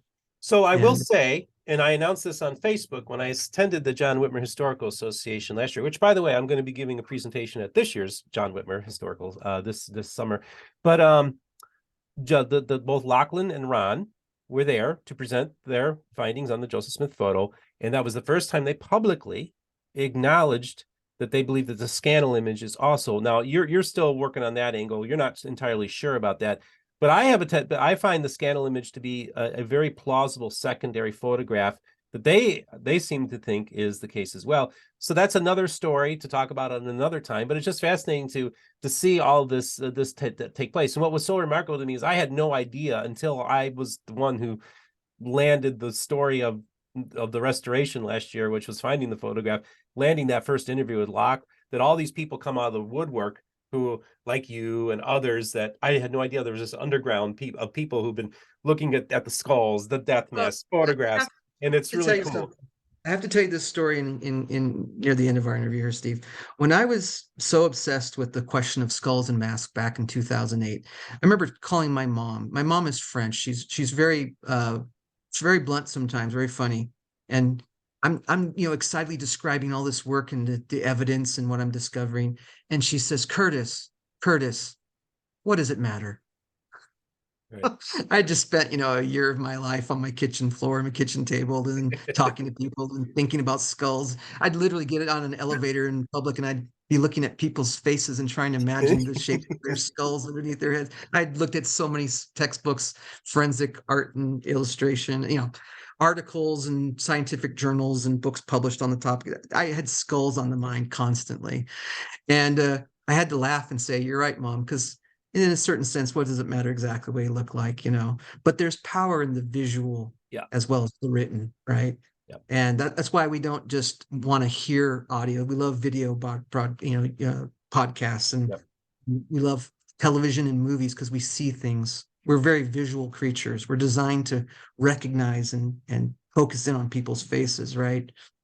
And seeing a face that's real and having the evidence that we have that this is actually the face of Joseph Smith is just from every angle. It's a pretty stunning story, from historical, for religious history, for people who believe he's a prophet.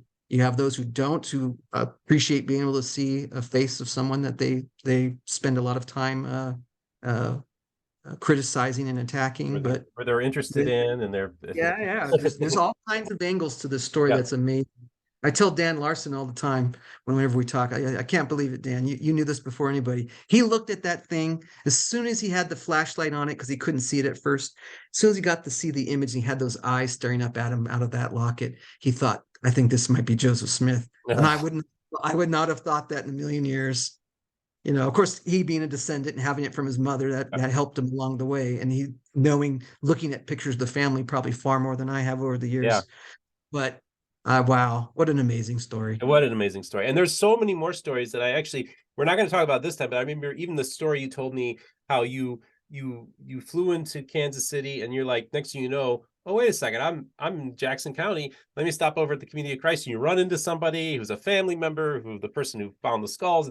We're going to save that for another episode because you've had so many different stories and remarkable things happen to you on this journey. And folks, what do you think? I mean, this is fascinating to me. Like I tell people, second only to finding the lost 116 pages is finding the Joseph Smith photographs, the most significant thing. And as a person who's just a genuine fan and a person who's really interested in the history of this, I'm just really privileged to be a part of this narrative, to be able to see this information and have it shared with me. And we've been holding on this story for so long, waiting for the timing.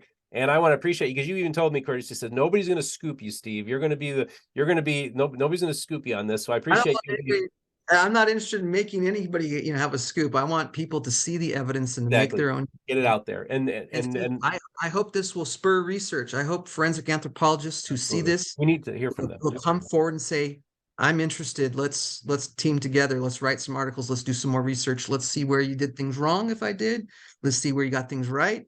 Let's redo things and test to see if we get the same results. I'm open to all of it. This is a story that deserves, that level of attention and care to make sure we get the details right. And it's just amazing. It is amazing. Well, Curtis Weber, my homie, I want to thank you so much for taking the time to do this today. It's been a pleasure, Steve. My pleasure, 100%. And I look forward to seeing you for a second time. We met when I was out in Utah in February for the movie screening. And we'll see you at MHA for sure. See each other at MHA. So I'm looking forward to that. I don't know if I need to sit through your presentation because I sat through it already. But you've seen way more. I only have 20 minutes at MHA. Yeah. No, you save your money, folks. You don't. Maybe you shouldn't say that. Cut that part out. No, we're just joking. Actually, folks, if you want to register same day, you can do same day registration. So if you're in a registered area and you want to check it out, please do. But yeah, you got to see the whole thing here. So that's very exciting. Here's my standing offer. Anyone who comes to MHA, I'll sit down for any number of hours we need to, and I'll show you every single picture and even the stuff I didn't show. And we'll go over every piece of evidence that you can possibly ask a question about and see if how you feel about it after that. Yeah. How about that? All right. Well, that sounds like quite a thing. And maybe we can get a group of people that might be interested in seeing all the evidence as well. I'm sure there'd be a lot of people at MHA that would be interested in sitting in a corner somewhere with you and you going over all your evidence. We'll find a quiet corner in a lobby somewhere or a room that's not being used and we'll figure it out. Figure it all out. So that sounds great. Well, folks, again, leave your comments. Tell us what you think. Reach out to me if you have any questions or comments. Also for Curtis, we're going to have your email in the description. So make sure you send that to me so I can have people be able to reach out to you. Just want to remind you folks, those of you who'd like to financially support the channel, there will be links in the description to support us on PayPal as well as Patreon. Don't forget about our merch store, MormonBookReviews.com, where you can get hot chocolate mugs, caps, you name it, it's all there. You can get the Joseph Smith for President Church shirt at the Red Brick store in Nauvoo, Illinois, from the Community of Christ, by the way, in case those of you who are wondering about it. And I'm looking forward to getting your feedback, everybody. But remember, this is the most important thing is this. Remember, all the voices of the restoration will be heard here on Mormon Book Reviews.